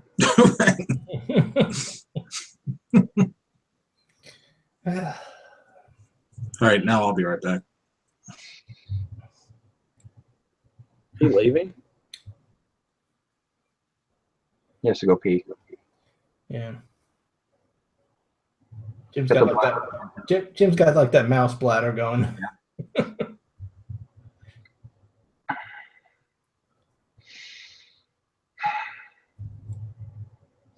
So.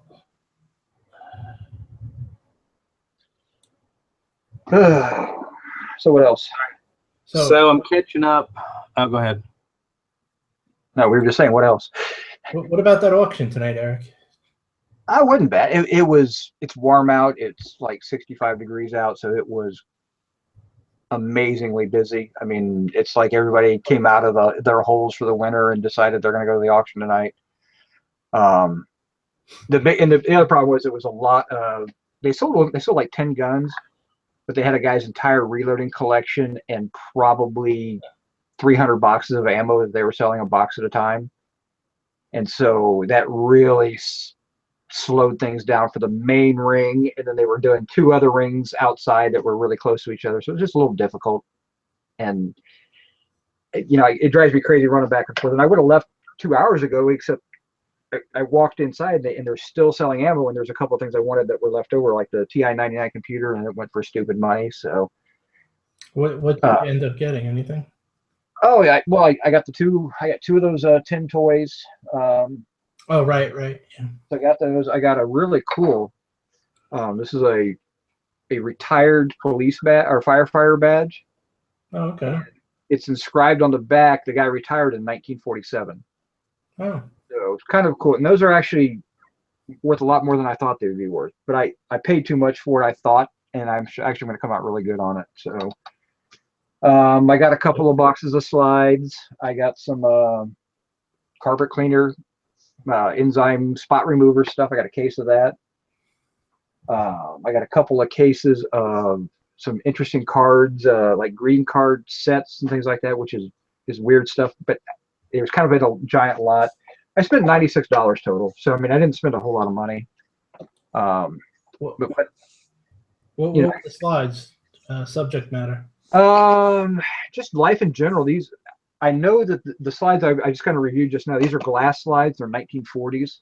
So those are kind of interesting. There's some nice, cool car pictures and some ship pictures from like a shipyard, and some. They were building a house and decorating the house. And it's kind of early mid-century stuff, so that's kind of interesting. I've got 3 more boxes of slides to go through. One of them though is like pictures of a foundry and showing them the process of making molds or something like that. It's just kind of interesting. I don't really know if there's any value there or not, but I didn't really spend that much on the slides. I think I spent like $8 or $9 total on all the slides. I was trying to buy a couple of boxes that had some really nice Kodak red border slides and some medium format slides, which are interesting. Those are the bigger pictures. Their slides are like that big around. They're usually 6x9. They use those bigger cameras, so you get a lot more detail with those slides because just so much more light got captured. But the guy that I was talking with afterwards, spent a lot of money for those slides. I'm gonna put it that way. Right. And do the glass slides usually do better? They do decent. I mean, they're older, and they don't yellow out like the film does. So, okay. I think you get pretty good color off of them.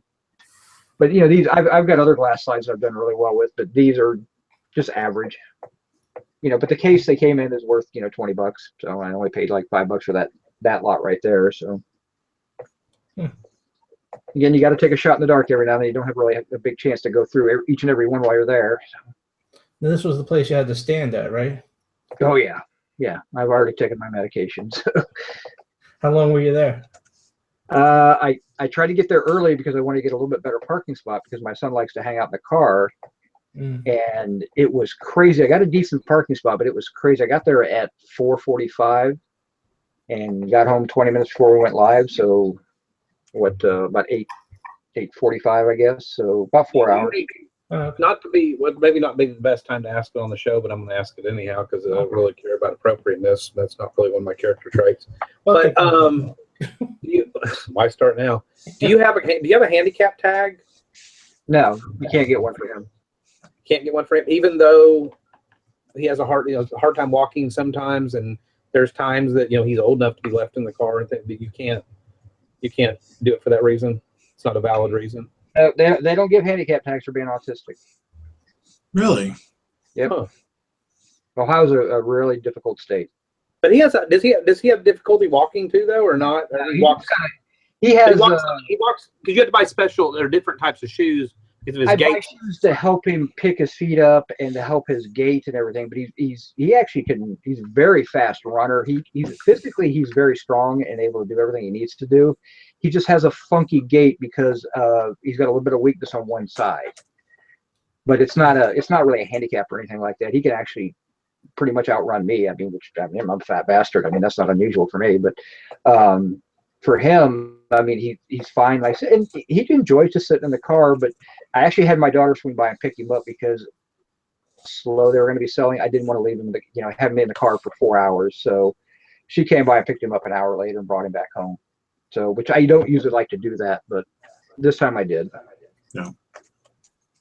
But if they had a place to sit, I'd bring him inside and let him sit down. But there is no seating, no seating at all at this auction. Huh.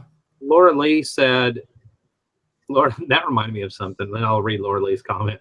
Has anybody else ever bid on and bought a $2 or $3 chair in an auction like that just so you could use it to sit in during the auction and then left it behind? I didn't buy one at auction. I did go a few booths down at the flea market because I forgot my chair. Bought one. Yeah, I've thought about it. I mean, I have those little camp chairs you throw in the thing and you can do that. But this is an auction where people are literally walking around, and apparently that was a bring your kids so they can run around like freaking animals.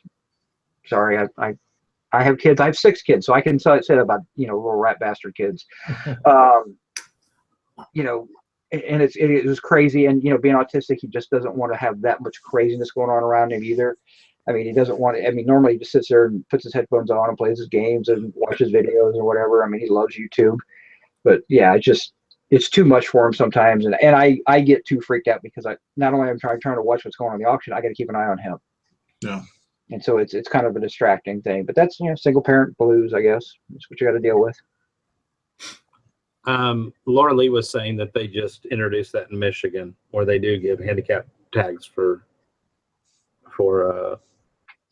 yeah, it just takes time to get that stuff in. And again, whether or not I would actually even apply for it, I probably doubt. I mean, I'll end up needing one just for me probably down the road. But no, but I think I think it depends on how you use it. Like my father-in-law has bad knees; he has double knee surgery. But there's times where, if there's a parking spot, this is the one that gets me. When people, and I understand if you have a wheelchair and you need that extra space they give you next to it, but I have seen people that would actually take the handicap spot when there were one handicap spot when there were 4 open ones next to it. And like my father-in-law, he won't use it. He'll be like, I'll take that one, or you know what, I can walk. It might be good for my knee today, or whatever. And so I think it just depends on the extent of your disability. My wife's grandmother, when for her Alzheimer's and stuff, we'd go somewhere and I would ask her, do you want to do handicap? She'd bring her little thing that she'd hang on my rearview mirror. Like, do you want handicap or non-handicap? And if she was feeling bad, she'd do handicap. If she was feeling good, she said, no, let's just do the regular one. And I think it's just being considerate of times when you need it and times you don't need it. Yeah. But unfortunately, there's a lot of people that abuse stuff like that. Nikki said, I'm going to buy an electric wheelchair just so I can ride around the auction. She didn't really say that. She said that the other day. Miriam S. asked about mine and Jason's YouTube names, and that's very easy.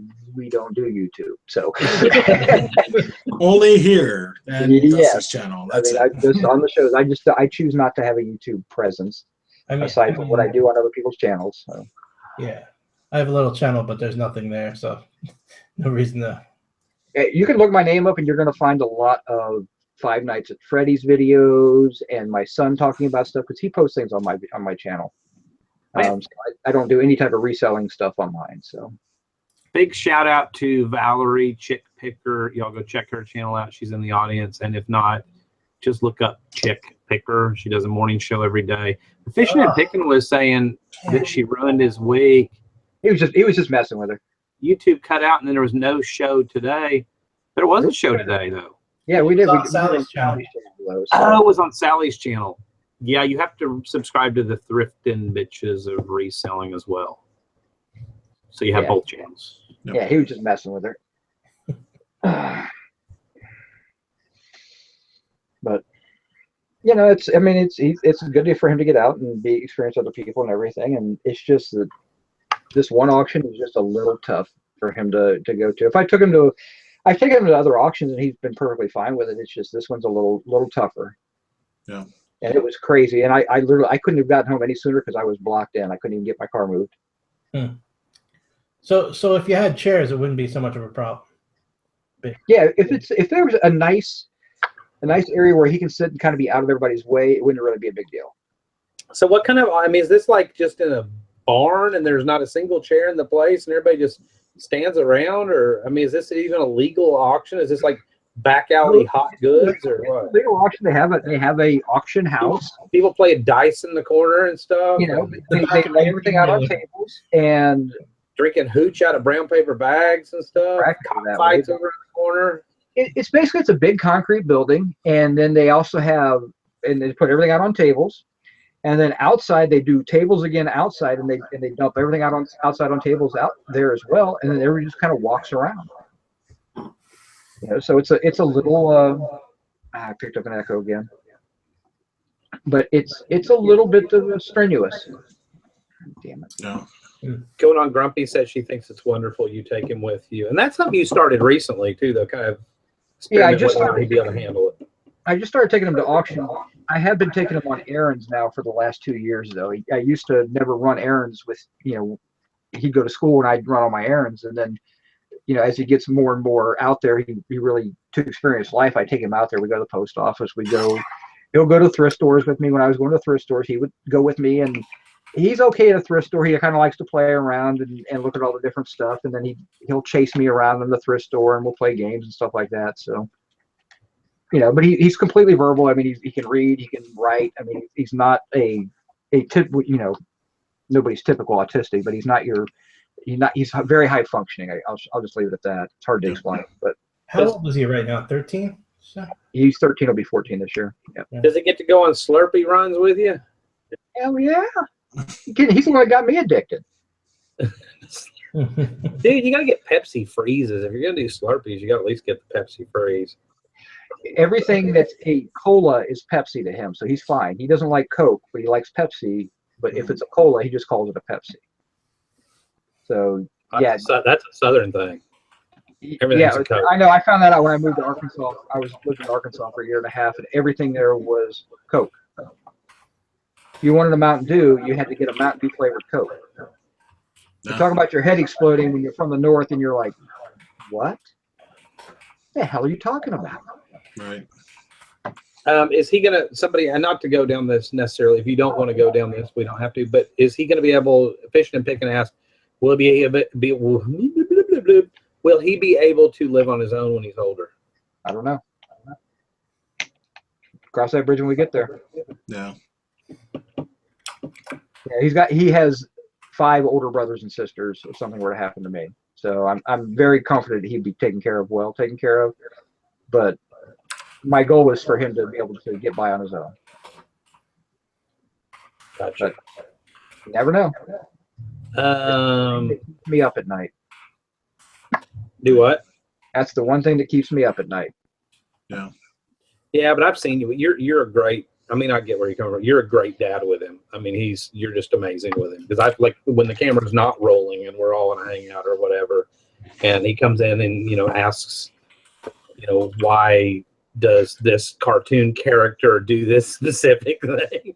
And of course, I spout out with like smart aleck comments, and he'll look and be like, "What did he say?" And I'm like, I mean, he knows my voice now, and he knows that I'm that guy that's never serious about anything. But you're just patient and kind and really good with him.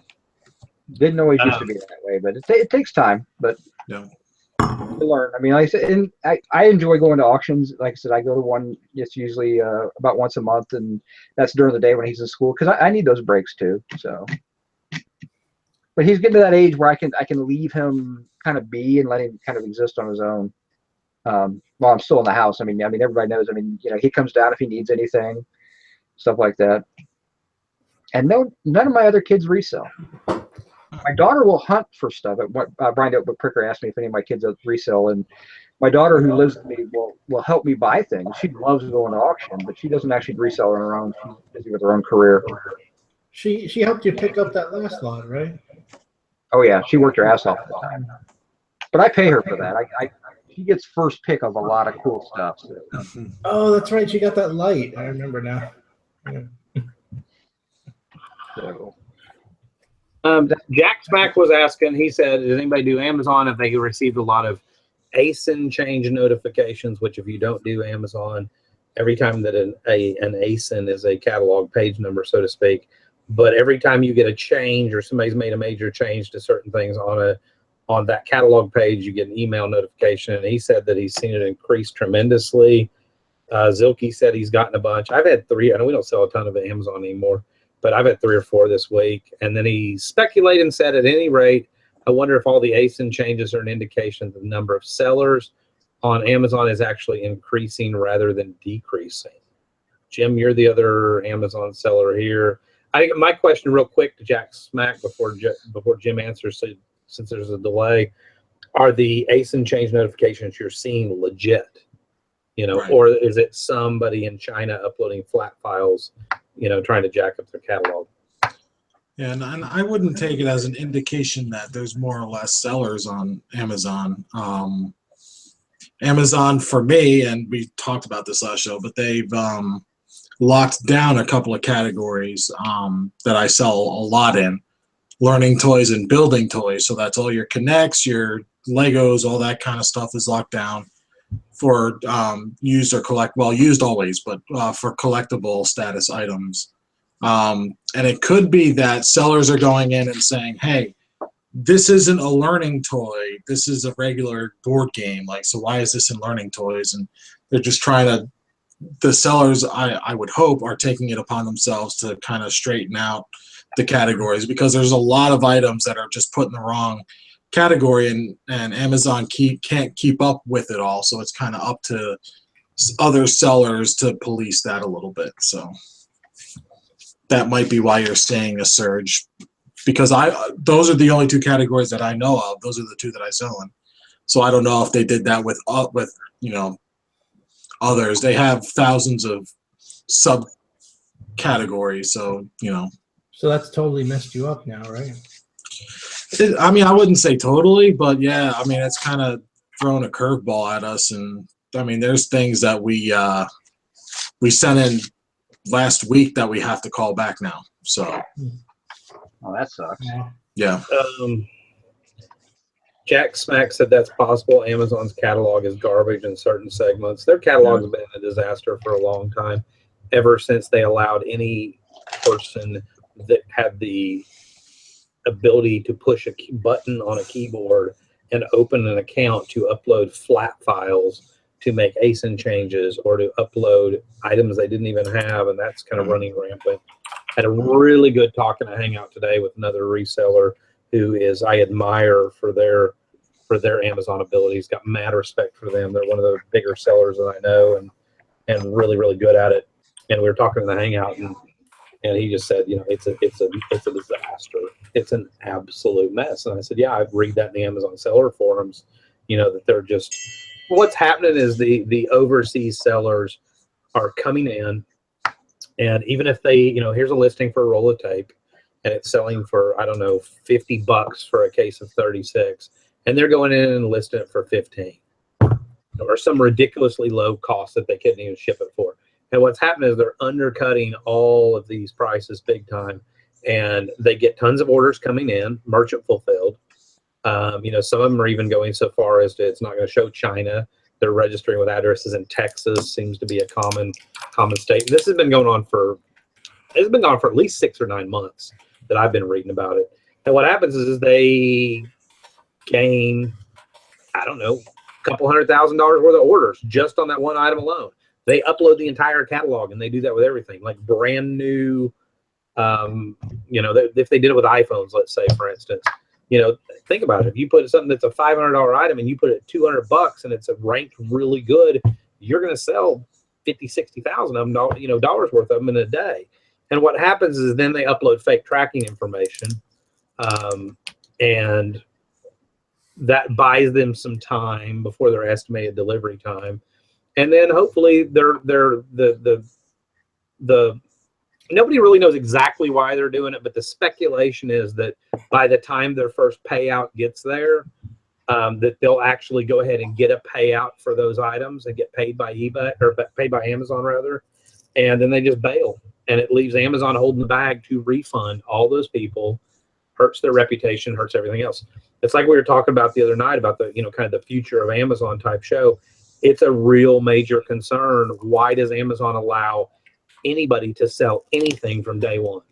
The only exception is they do velocity reviews if you sell too much too quickly. You said they will sometimes. Huh? You said doo-doo. Doo-doo. Just, wanted to throw that out there. Not to throw you off, sorry. So yeah, I mean, it's just, it's a disaster. It's one of the reasons that I've stepped back from Amazon.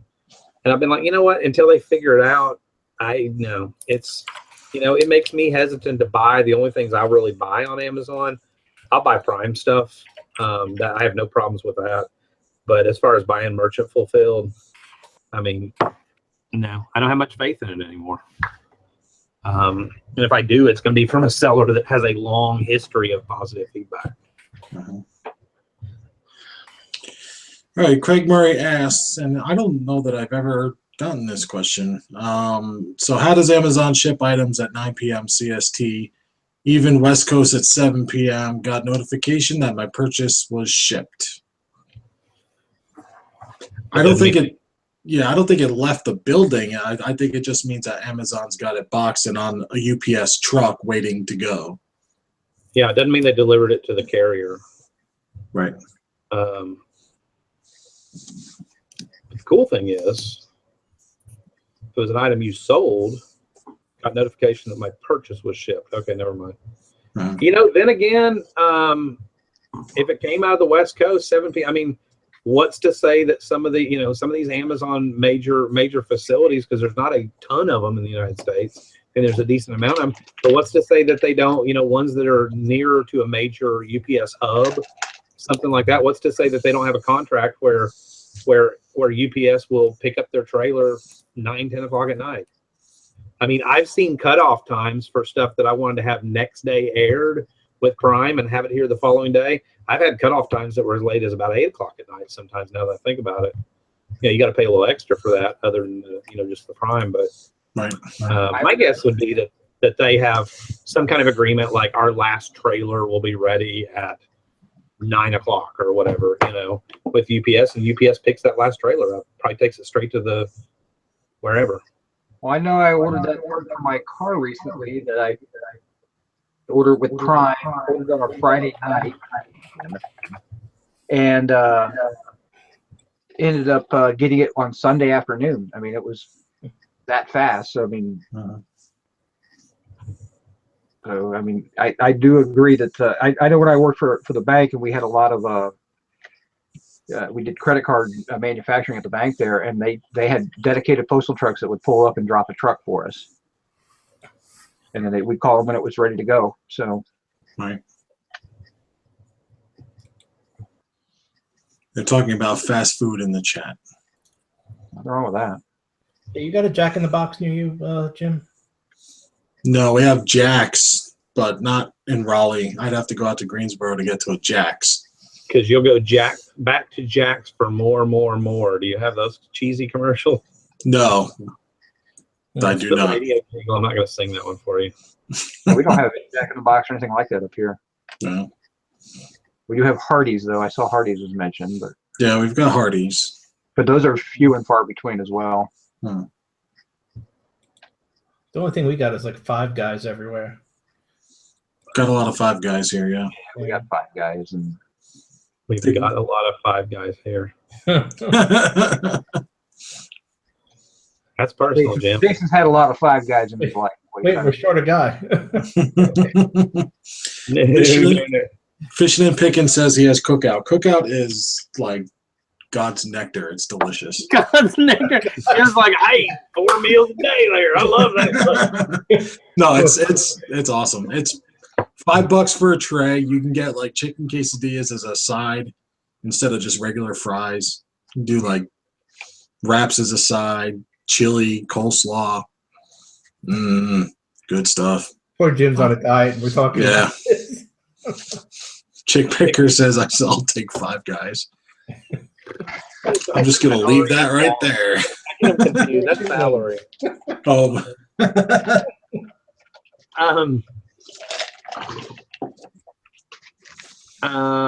Steak and Shake. Jim, LV Looper said, Jim, should be near you. What's the burger and milkshake fast food chain down there in the Carolinas? Cookout. I think it's Steak and Shake. Do you have that? We have one. Or as Tristan calls it, Stinky Shake. Yeah. That's what Gabe called it when he was little. I want Stinky Shake. And we're like, okay. We have Freddy's around here. You talk about Freddy's?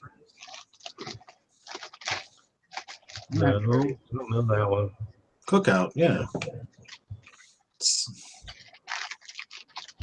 Everybody's bashing Hardee's. I totally agree. Yeah. We have Hardee's here. Of course, Hardee's has red burrito now because it only makes sense when your hamburger chain is dying. Let's throw Mexican in there with it because that'll revive it. But I will say this, though, the Hardee's, like the $1 million thick burger, mushroom and Swiss, that's a really good burger. that's the only thing I ever get when I go to Hardee's is the mushroom and Swiss thick burger. Yep. We laughingly in the South, I don't know if it's that way everywhere else, but Hardee's is that place where all the old men hang out every morning and drink coffee and eat biscuits. And this is no lie. When we had our restaurant, it was, if you looked out the front door, you were looking at the backside of Hardee's drive-thru. We were bold enough to put a hamburger, hot dog, ice cream place on the backside of that was a Jack's. Never mind, that was a Jack's. Hardee's was across the street. But Jack's was pretty much the same thing. We would laugh. We'd get there, 10 in the morning, start prepping for the day, 9:30 or whatever. And it would just be like old pickup trucks and old Cadillacs, and they were all fighting for the handicap spots. It was just old men sitting around eating biscuits and drinking coffee. Yeah. We have Silky this says thing, there's. I'm sorry. We have this thing called Quaker Steak.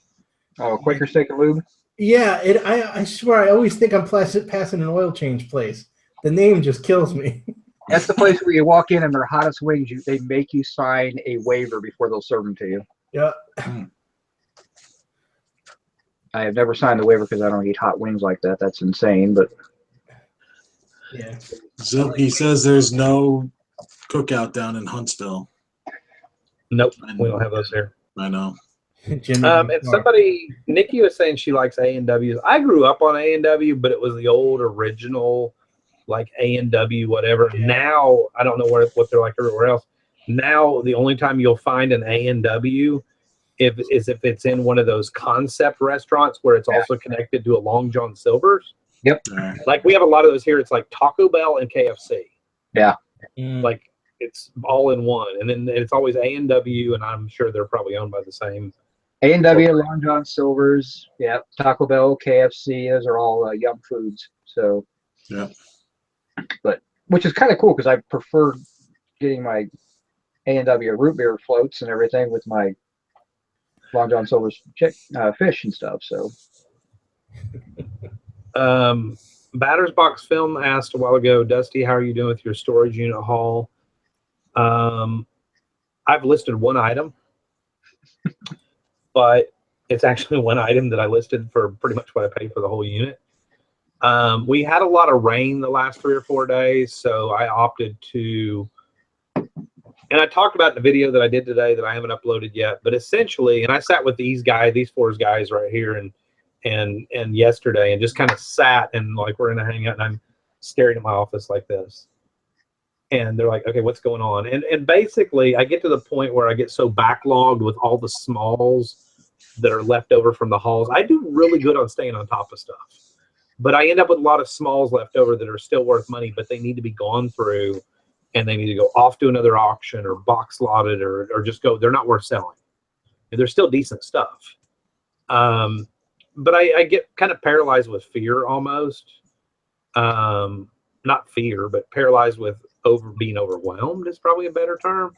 But I made the decision I was not bringing another thing home from the warehouse, which is where all the storage unit stuff that I bought is. I wasn't going to touch any more of that until I got this under control. And so I spent all day yesterday sweeping, vacuuming, moving stuff out, listing stuff. Ironically, I went out today and picked up some auction stuff that I was supposed to pick up last Friday.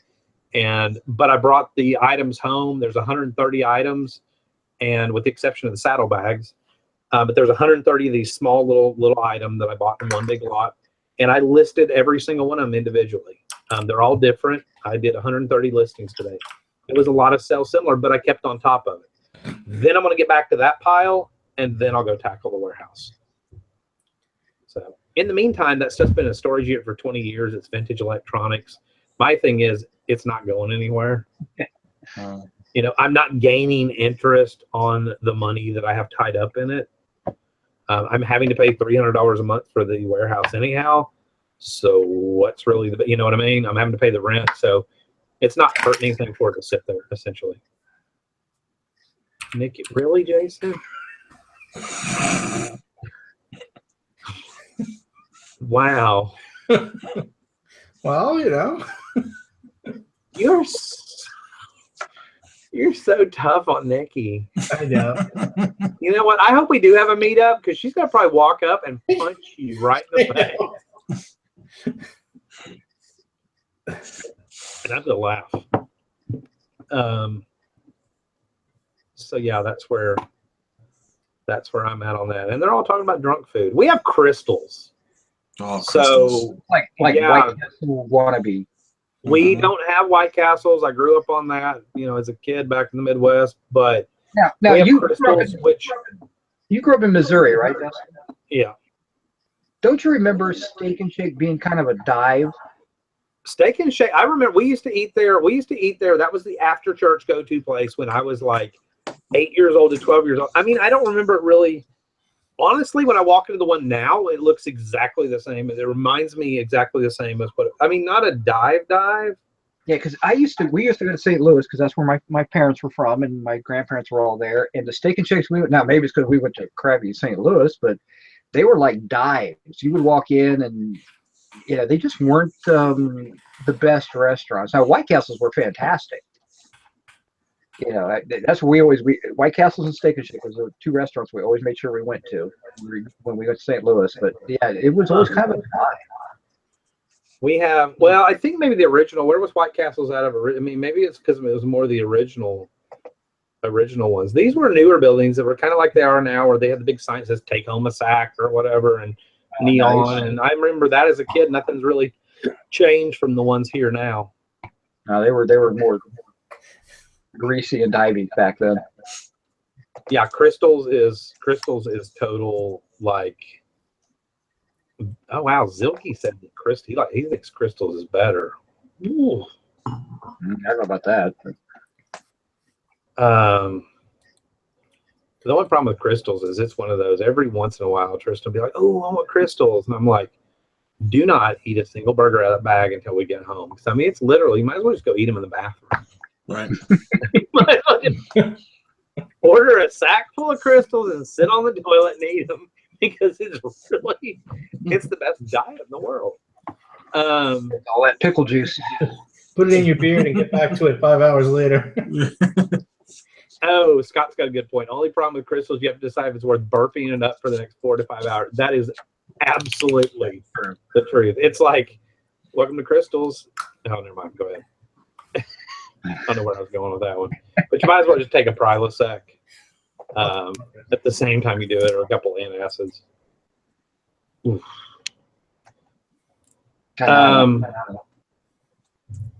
So now you want some? Is that what you said? Some White Castles, yeah. So everybody's been a couple of comments earlier. I can't remember if we read them, but people were wanting to know about slow sales this week. Has anybody? I mean, of course, it's only Wednesday, so I think it's too early to call anything a week, but.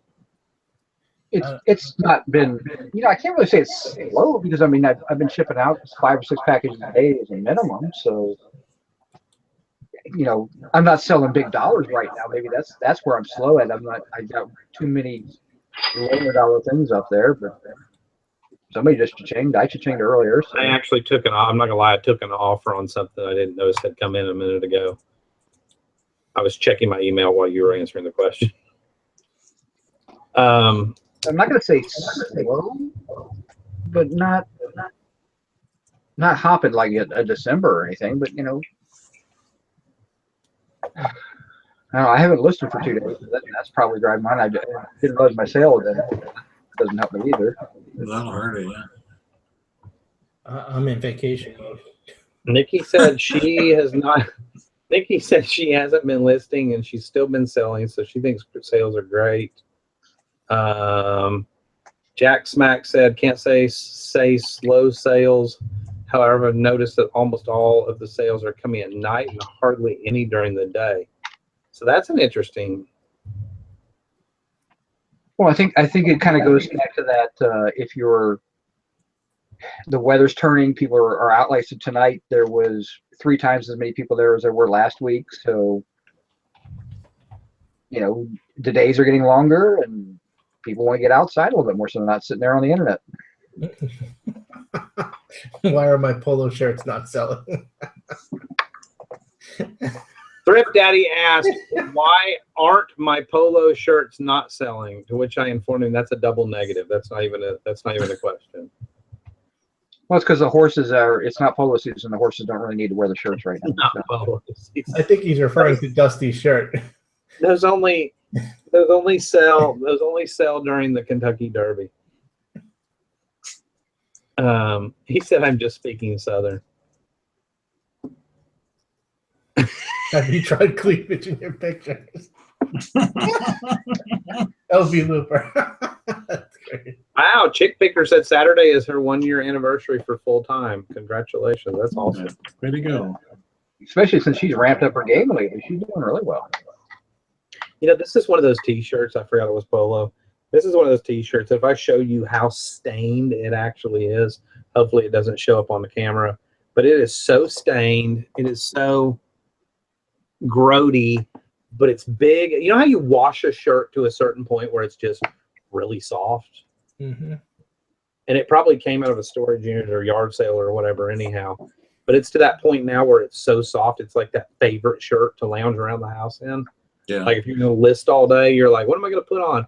Oh, I love those pajama pants, and I love that, you know, or those shorts, and love that shirt. And it's just one of my go-to shirts.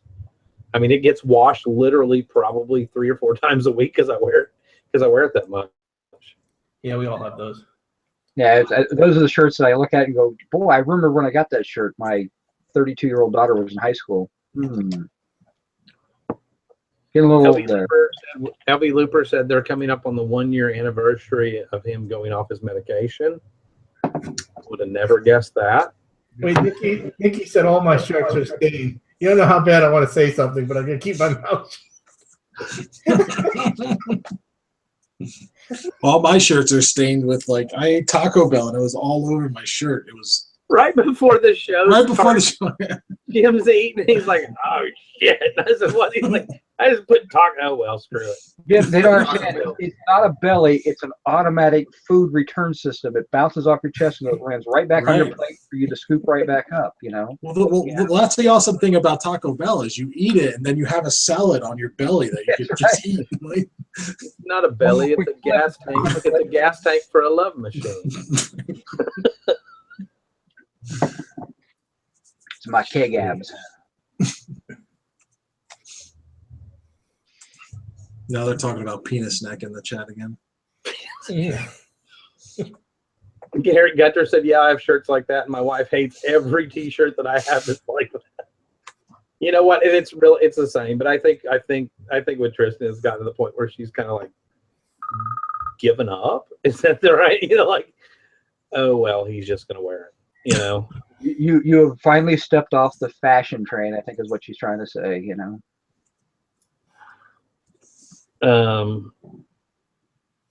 No, the thing is, I actually do dress up when we go out. I dress up nice. It's just we don't do videos when we're going out doing, you know, stuff. It's so nobody ever sees it. So everybody has this impression that I wear like the same 4 T-shirts or you know. And the thing is, I have my junkin' T-shirts. Like these are shirts that I don't mind, or like there's certain things that I will only wear black shirts for, because I know that I'm going to get dirty, nasty, and black is the only color that, you know, could tolerate that amount of grease. Or, but Jason, we were talking about that the other day, you know, with you with tools and stuff, about like, why don't you use an apron and you got a nicer shirt on? And you said, well, normally I have a set of black shirts that I use for just these days of going to your office or your warehouse and cleaning tools, and that's all they're used for, is cleaning tools. Yep. You know. And what's awesome about that is then you can wear that same shirt and go to a rave where there's a bunch of black lights and you'll like be the shit. I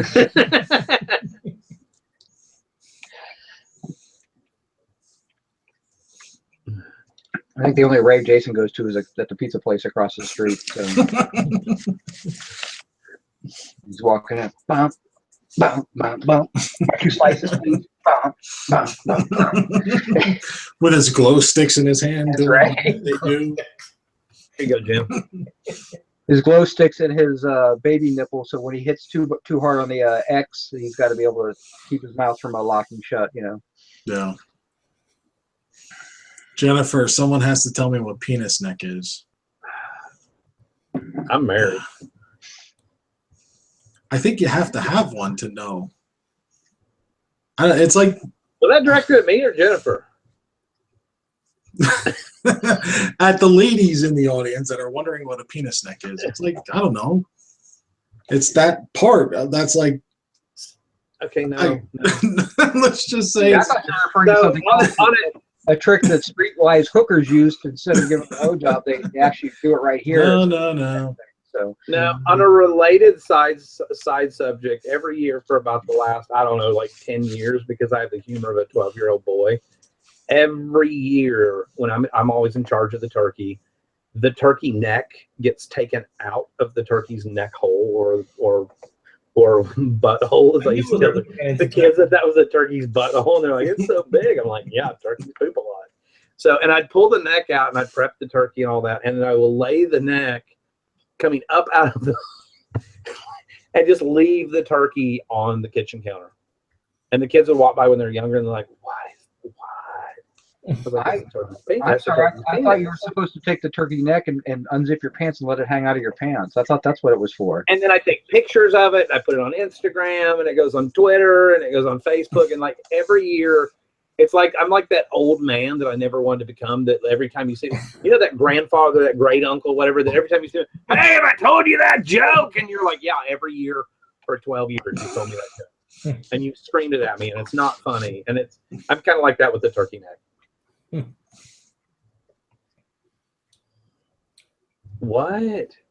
Has anyone seen that guy on YouTube that is cross-dressing Tupperware salesperson for reels? I have not, but I want For to. Schnizzle, no, I have not. For Schnizzle. Do people still sell Tupperware? I just listed some. I know, but it's all like everything. Do you ever go to a yard sale and go, there's Tupperware that's not vintage? Think about it. Or is it just, does it all still look exactly the same? Yeah, maybe all looks still exactly the same. Is Tupperware even still around? And it's always sticky. How do you get the sticky out of old Tupperware, Rubbermaid? I always grab the Tupperware marinade pans because they sell really good. Plus, we use them. But how do you know what I'm talking about? Like how do you get that sticky out of them? Don't let Jim have them. Huh? Don't let Jim have them. He keeps the sticky out. Oh dear God. Bill Brasky.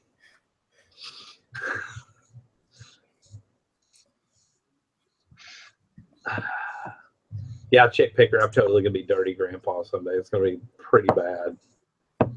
But you know what? I had a grandfather. He wasn't dirty. He was actually a really good guy. But I had Grandpa Rockhold, and he was that guy that would, you know, was 80-something years old. He was actually my great grandfather. You know, I was 10 or 12 years old, and we'd have gift exchange or white elephant, dirty Santa, whatever you want to call it. We'd have gift exchange, which was supposed to be a joke. And he would do stuff like wrap up dead cats.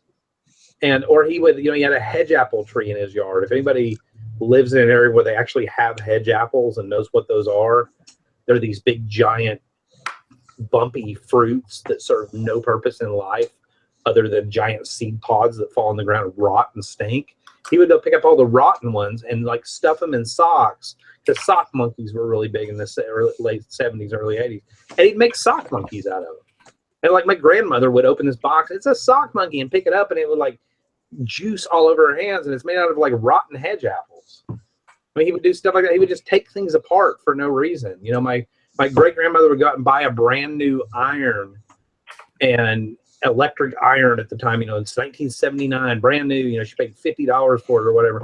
He would just take it apart, and then he wouldn't be able to get it back together again. She'd be like, "Why did you take my brand new iron?" He's like, "I wanted to see how it worked." And there it would sit on his workbench, and we cleaned his house out, and it was just this workbench. I mean, that's totally going to be me. Now, my mother has looked at me so many times over the years and said, "You are your grandfather Rockhold." She said, "You are absolutely that." She said, "That's you." She said, "You just, you know, fell out of the same tree or whatever." But he was always funny and making people laugh, you know. And I want to be that guy when I get to be 80, 82 years old. I don't want to be, you know, the douchebag in the corner that's angry about everything, or that's pissed off at life, or that complains about every single thing, you know, that's going on and can't ever be happy about anything, you know. Life's too short. Quit letting everything bother you. Quit bitching about everything. I get animated when it comes to reselling. I get very excitable. It's the same reason I do videos. I'm passionate about it. I love what I do for a living. And when somebody wants to talk about it, I will talk about it. I'll talk about it until I go hoarse. And these guys can tell you that. You know, I do it even when the camera's not on. Right. Talk their ear off in a hangout while they're trying to work. But it's just, and I think we're all for the same way, for sure. But I think when it's just, you know, back to kind of the original subject, if I can keep getting my blood pressure up. But, you know, there's too many people out there that watch a video and go, wow, it's got a ton of thumbs up. It's got a ton of views. It popped up on YouTube. They look how many subscribers they have. And at the end of the day, that really doesn't mean jack crap if the information's not good. You know, our subscribers haven't grown. We've lost subscribers, but you know what? I did it on purpose. I'm thinning the herd. You know, I would rather have subscribers that want, like this show right here. We had 100 viewers.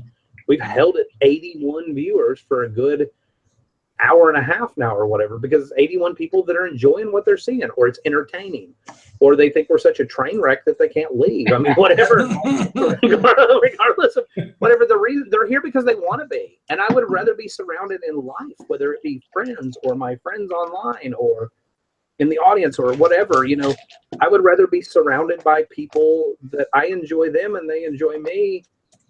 You know, 95% of them are true friends versus having a gazillion friends. You know, I can look at my phone address book or whatever. You know, half the people in there need to be deleted. They're not really my friends, you know.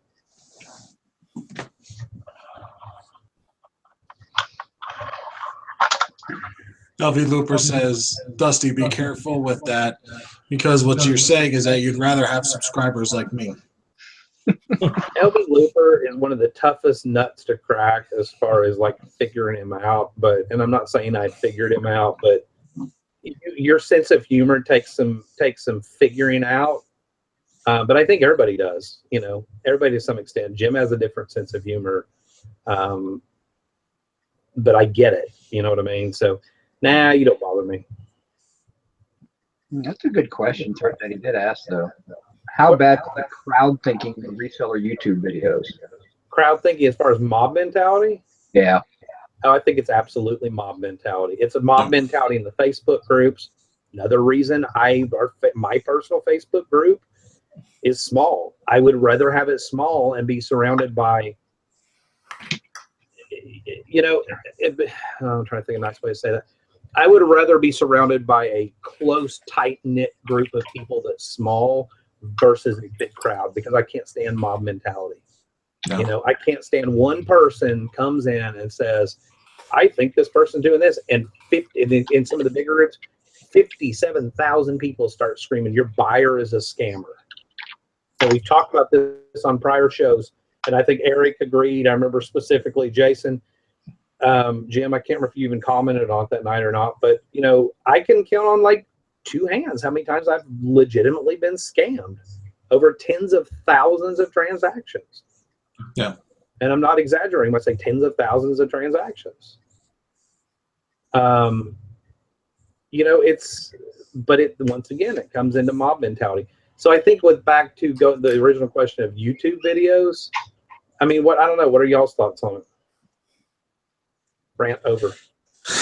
I think that's kind of where the motivation for tonight came from, was that, you know, you have that mob mentality and you have these channels that have thousands and thousands of subscribers, and they're sensationalistic. They're, you know, borderline giving bad information. Sometimes they're giving outright bad information. And I just think as a reseller and somebody that has my channel and chooses to, you know, share that part of my life with you guys, it's kind of offensive. And I don't know, it just kind of pisses me off when I see somebody out there and they're doing it just for the views, just for the AdSense and all that kind of stuff. And it's gotten old with me. And like I said before, like I'm getting these links, like, what do you think about this? What do you think about this? What do you think about this? And it's like, yeah, and it's getting old. It makes me sad, because when I see somebody that has, I mean, I'll just throw out a random number. This is not directed at anybody specifically.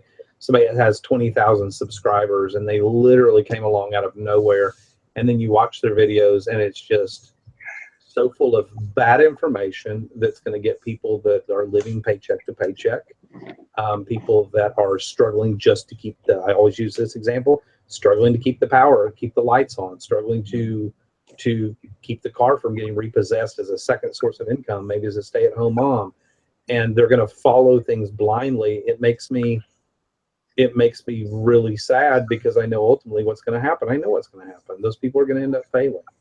because they believed in some hype, or they believed in some mob mentality, or they believed in, just blindly following. And I think that's dangerous. Do we all blindly follow? Yeah, to an extent. I mean, there weren't YouTube videos back when I first did this. So I guess, no, there wasn't any blindly following for me.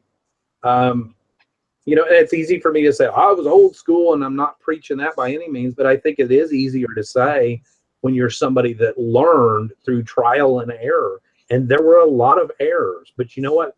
That was the best damn teacher in the world, to have screw ups and make mistakes. And over time, your mistakes become less and less. They've definitely become less and less costly. And now we live in a day and age with a smartphone, which if you're reselling, you should have a smartphone. Go to Walmart, buy a $40 pay-as-you-go plan. I don't care what you got to do. But, with a smartphone and the ability to do research on actual sold items, there shouldn't be that many mistakes. Right. Jason? Yes. I'm sorry. I don't really watch many videos. I mean, you've seen kind of the evolution of things over the years. I mean, don't you think that it's definitely a day and age where picking back in the day without a smartphone versus, for somebody that's new to it, I know you go by your gut because you're experienced enough in your business and you know what you're doing. But don't you think it's a whole lot easier nowadays with the ability to look things up and see what they sold for? Oh, absolutely. But, with that comes, people that are doing that with their phones and stuff don't have a super amount of experience usually. So, I don't know. It's like a pro and con, I guess. But, yeah. I don't know. I still think that using your smartphone, though, for new sellers is smart. It definitely can help you save some money, but it also kind of takes some of that learning out of it.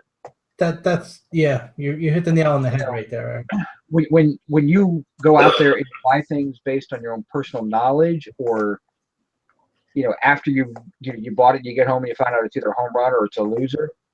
I think there's a little bit more realism to your education as opposed to, I looked it up on my smartphone and it's only selling for $10. I can't buy that. I think there's a lot to be said for, that's the quick and easy way, which we all didn't do. We all kind of learned on our own and went out and buying and selling and figuring out what sold, what didn't sell. And I think it cheapens the experience price. And I think people who probably should not ever have been an eBay seller now are a little bit successful at it, and they're trying to sell that knowledge. Yeah. And that's where I get again, I don't have a YouTube channel. I don't put content out there. I don't even watch anybody anymore. But it seems to me a lot of that stuff is people who just really don't have the experience. They just had a smartphone and now are a seller on eBay. Right. So. And a cell phone can only help you so much, especially if you're buying lots. You might pick one or two items that you think are good and look them up, but you might overlook a lot of other stuff that's sitting there that the next bidder might not. Right. Yeah. I mean, it'd be interesting to take some of the big YouTube content providers and resellers and everything and take them out to a giant thrift store and take away their smartphones and see how successful they are. See if you don't end up with a ton of blue jeans and Starbucks coffee mugs and Polaroid cameras, as opposed to the real home runs that are out there. Jeff Davidson has said 5 times, who apparently doesn't like the topic of this show, but yet has stayed in here and said it 5 times. When did we become the keeper? I'm picking on you, Jeff. When did we become the keepers of every YouTube watcher? Spend your efforts on more important things. Because I care.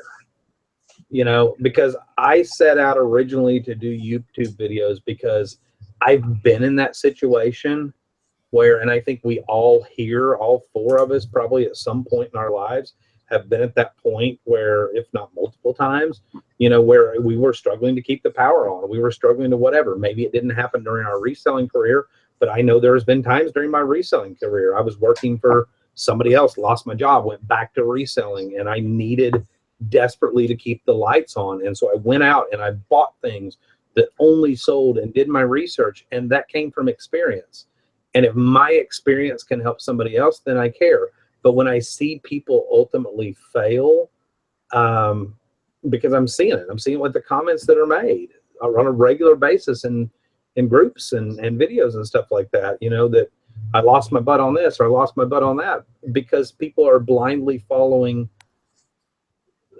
getting into areas that they shouldn't, when they could really be making good money and being successful to pay the bills and things like that. So yeah, I do get a little bit frustrated. Jeff said you can't force them to listen to you, though. They'll do what they want. That's true. True. That's I mean, advice is what you paid for it. Yep. You know, unless you're going to the green room. But, and he wanted to point out that he just got back in here. Really, Eric? Do what? An LV loop or what? Oh, and Jeff Davis said I just got back there. Yeah, whatever. Yeah. No, and you're right. But I think, and I don't know why. I don't know what good it does for me to come on a live show with 80 people watching and go off on it. You know, it makes me feel better. It's a little bit of venting amongst friends, because I recognize 99.9% of the names in the audience, and whether I've ever met you personally in a hangout or I know you or not, I feel like I know you. We've interacted so many times over the years. So it is kind of talking amongst friends. And I realize at the same time that there's complete strangers that don't know me. They're going to go, oh my God, this guy is so full of himself, you know, and that's great. You know what? Then go watch whatever videos you want to watch, and don't watch me. And go learn what you want to learn. You have a choice, and you have a right to do that. So. And then Jeff said, instead of bashing the others, put out good content yourself and let them choose, which is a damn good point. But I think the point of the show is more of a catharsis, because I've noticed, and I'm sure the others here have noticed, especially with YouTube and on Facebook, is that people are bashing certain content providers, and I feel like we just needed a night to kind of just have fun with it together, and, you know, joke around about it, and, you know, get it all out and just kind of refresh from tomorrow forward. So that's what I'm hoping this does, is just we all get it out in one good 3-hour bunch, and then that's it. And there's an example right there. Oklahoma Picker said, I would rather listen to this group. They keep it real and don't ask for money. You can tell they truly like teaching. Gene Norris said, I'm so glad I found you. These are back-to-back comments. Gene Norris said, I'm so glad I found you guys. I get more discouraged watching videos only about clothing. I'm not so much into clothes, more into all the other things out there. And that's it. I guess to show people that there is another way, that there is a life beyond what's being taught the majority of on YouTube, that there is so much more out there. I mean, there's just, but it seems every time I do a video over something that I think is fairly okay, fairly common or whatever, it's amazing the comments that I get of, oh my gosh, I've passed by those. I would have never thought to pick those up. Circuit breakers is a really good example. When I did some video stuff on those, people were like, oh my gosh, I've passed by those 1,000 times. And then there's people that come to the group and go, I'm buying circuit breakers. I'm doing it. You know, hey, here's a picture of the latest purchase I made thanks to my eBay stuff and all the help that I get from YouTubers out there. And that right there makes me happy. Makes me happy because that's somebody that kept their lights on, that kept their power bill paid, that didn't get foreclosed on, that didn't get their car repossessed, you know, because they took the time to think outside the box. So if it takes me getting a little animated and getting a little excitable about something I'm passionate about, then, you know, so be it. But it's from the heart.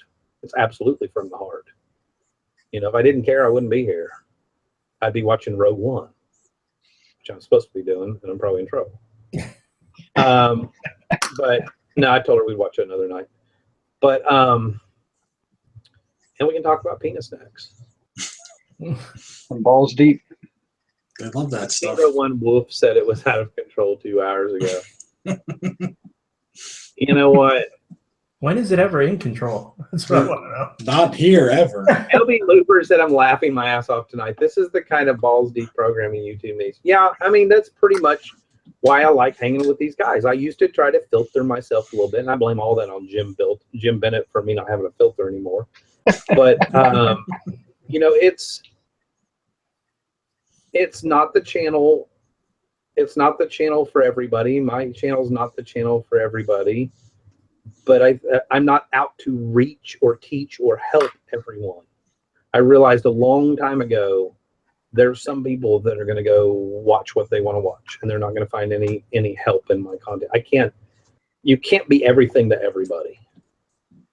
You know, everybody's picking style is different. What everybody's good at is different. What everybody has available in their area is totally different.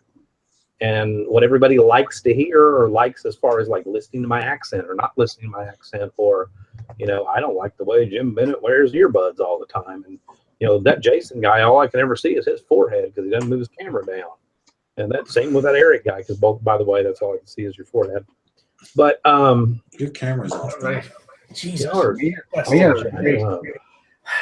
They both have poor posture, you know. But you know, it's, you know, not everybody's going to like everything, and so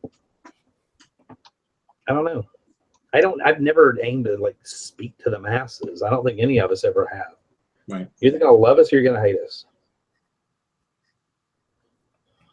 I was watching a video that got suggested to me earlier today when everybody was kind of running around, and it was kind of funny. One of the person said, "Oh." Somebody in the comments apparently had posted, you know, hey, I donated to you the other day, and they, oh, thanks for the donation. And I'm like, what in the hell? Why would anybody donate money to somebody on YouTube? That's the super chat. Yeah. Who's supposed to be a successful reseller who is now teaching this to somebody else? What was the thing on it? They had apparently someone had made a comment, hey, I donated to you, and they thanked them for their donation, and I'm like,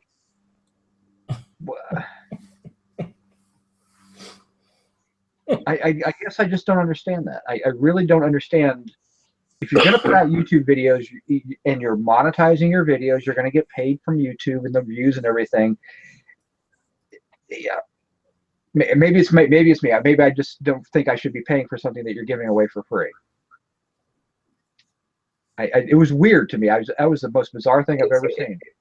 It's kind of like public television doesn't have commercials, so I guess that's different. I mean, yeah, there's a little bit of money that comes in from YouTube, from AdSense and stuff like that. And me personally, if I have commercials and my stuff and you don't want to watch them, skip them. I mean, I personally skip those playable commercials. Drive me nuts. I will wait until that button comes up that says skip ad, and I don't care if it's somebody I like and somebody, if it's Jim Bennett and you don't get the creator doesn't have control over that. But if it's an ad that pops up on the screen and stays there, yeah, I'll let it sit there because I think that actually maybe pays out more, pays the longer it stays there. I'm not really sure how that works, but yeah, I'll let those ads play or whatever just to kind of help that. But at the same time, yeah, I'm going to skip around. I say the same thing to people: skip over the ads, whatever. Some people are going to watch them, some people aren't going to watch them, whatever. But yeah, I don't get. I guess I just don't understand. I mean, if somebody feels like you helped them in some way and they wanted to donate or something, I could see that. I could go back to somebody that helped me in my life and say, hey, I just wanted to, give to your cause or whatever your cause is. That I can see. But I think that is kind of a new trend as well. I'm sorry, if someone helps me, I'm gonna pay them back by helping somebody else. Right. Yeah. That's how I'm gonna help someone. I'm not gonna pay somebody for you. Again, I don't really watch YouTube, so I guess maybe this doesn't mean anything to me. But I don't really watch YouTube videos or anything. I just happen to see it, and I'm like, oh, okay. I've never really watched this person before, so I pull it up, and I'm like, that was just weird. And I'm like, I'm not gonna give you money because you're saying the same thing I can find on 75 other YouTube videos. First off, but it just seems strange to me. And I said, and if you're a true mentor and you really have taught me, then A, you're going to know about it. I'm not going to give you money for it, but I'm going to take that knowledge and give it to somebody else. Laura Lee just said, if you pay $5, your question gets answered first on other shows too. That's kind of fucked up. Yeah, I think that's all that said. If anyone wants to donate a pizza tonight, I'm all for that. Bearded Picker said YouTube Red, no ads to skip. I've actually considered going to that. The thing is, even if you use YouTube Red, the content creators do get paid a portion. I believe. So if you do YouTube Red, which is it's still at $9.99 a month, and it doesn't it skips all the ads or whatever, but it still does give those fractions of pennies or whatever to the people that provide content and make content. I think they still get they get a portion of that $9.99 a month or whatever. Right. It's like a 20th of what you would get through AdSense, but that's hey, if you watch enough YouTube and you want to pay for YouTube Red, you can still subscribe to me. I'm not going to hate you, whatever, because the ads is not why I'm here.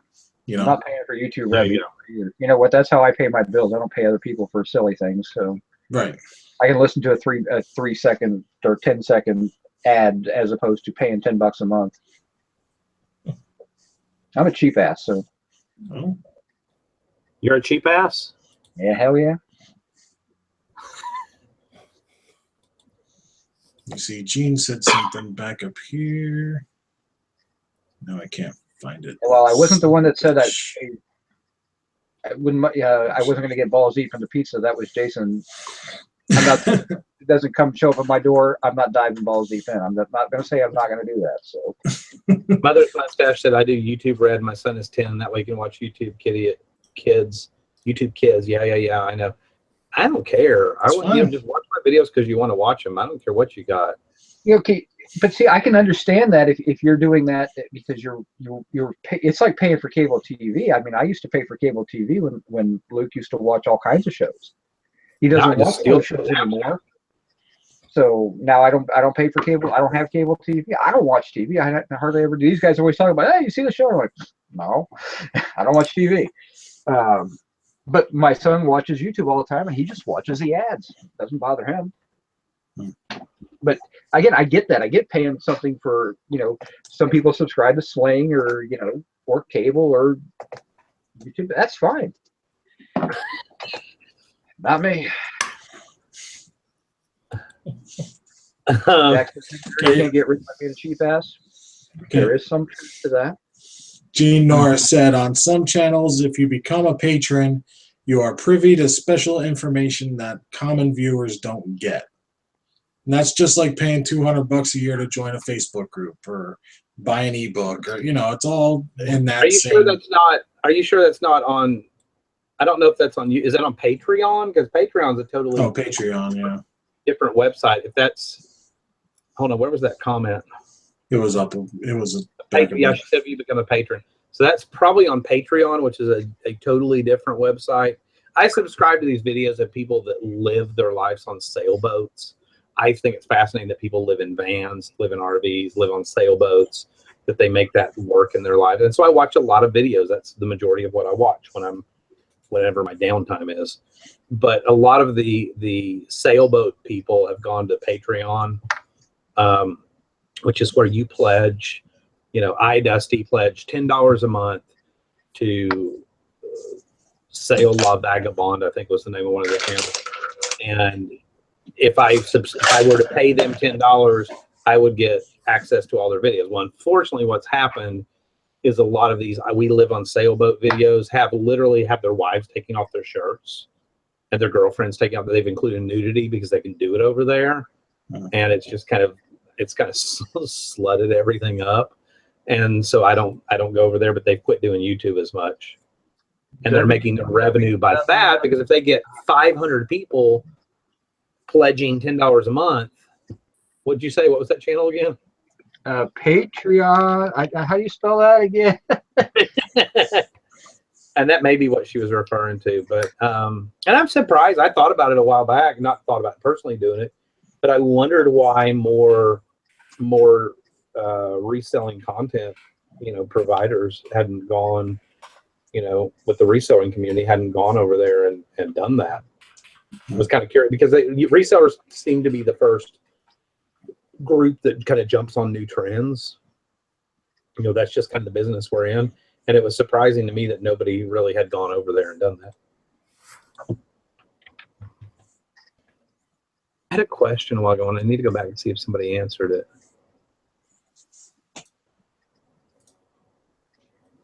And now I forgot.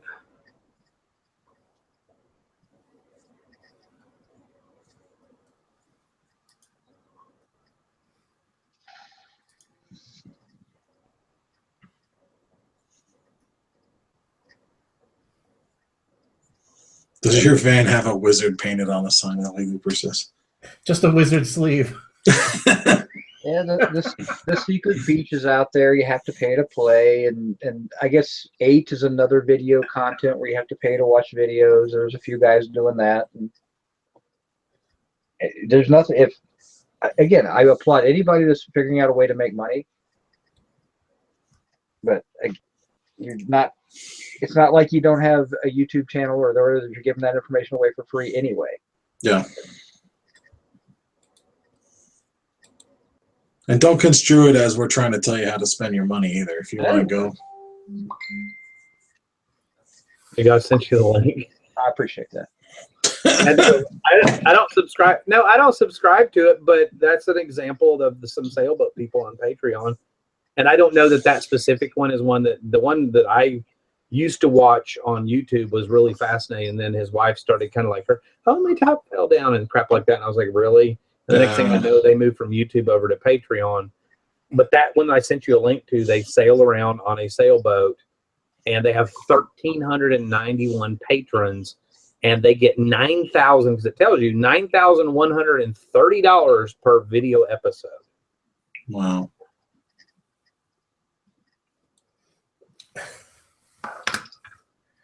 So I might be going balls deep into the sailboat business. if I'm reading that correctly.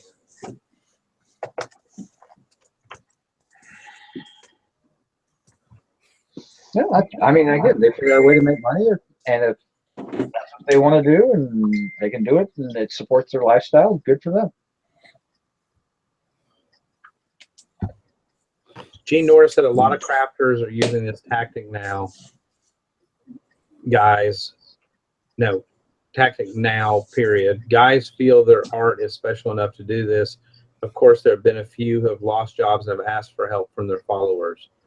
And I wouldn't have any problem paying. You know, if there was somebody out there that needed help, and there's been some YouTubers in the reselling community that lost their houses or had fires or had traumatic whatever, and I have no problem, you know, hey, they've been a good friend, or hey, I've got some information from their videos.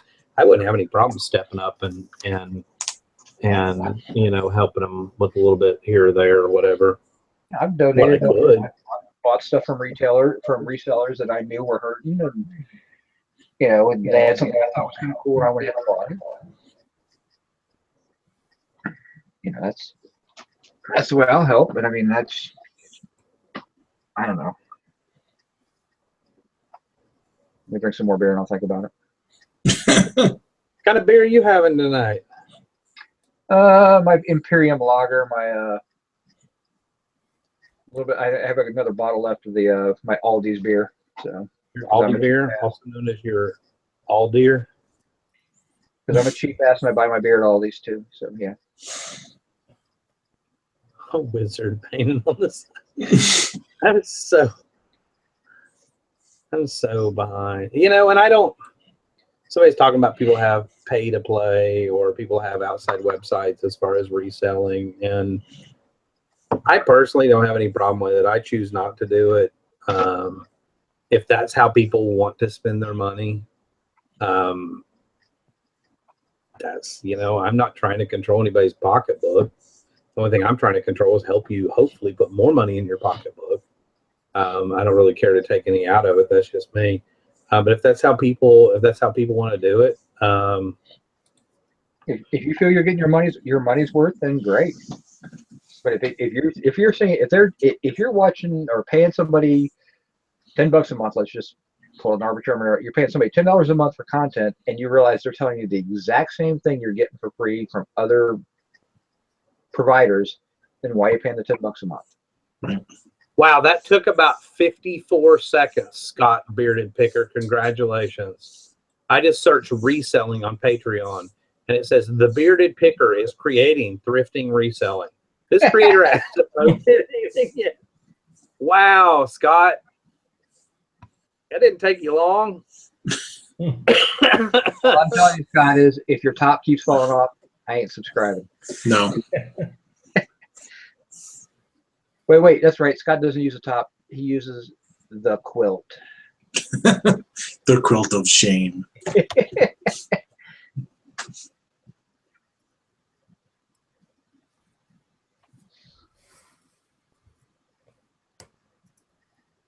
All right, I think we're about done here for tonight. What do you guys think?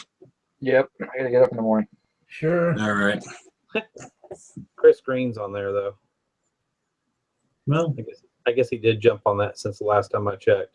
138 patrons at $105 per month. Apparently, Lindsay Larson's going to start doing some topless thrifting. So, Patreon's a place for it. Apparently, they'll allow anything. Yeah, even penis neck. All right, guys, we're done. I'm not gonna give the whole spiel at the end. We're just done. subscribe or not, we don't care. All right, have a good night, everybody. See you. Peace.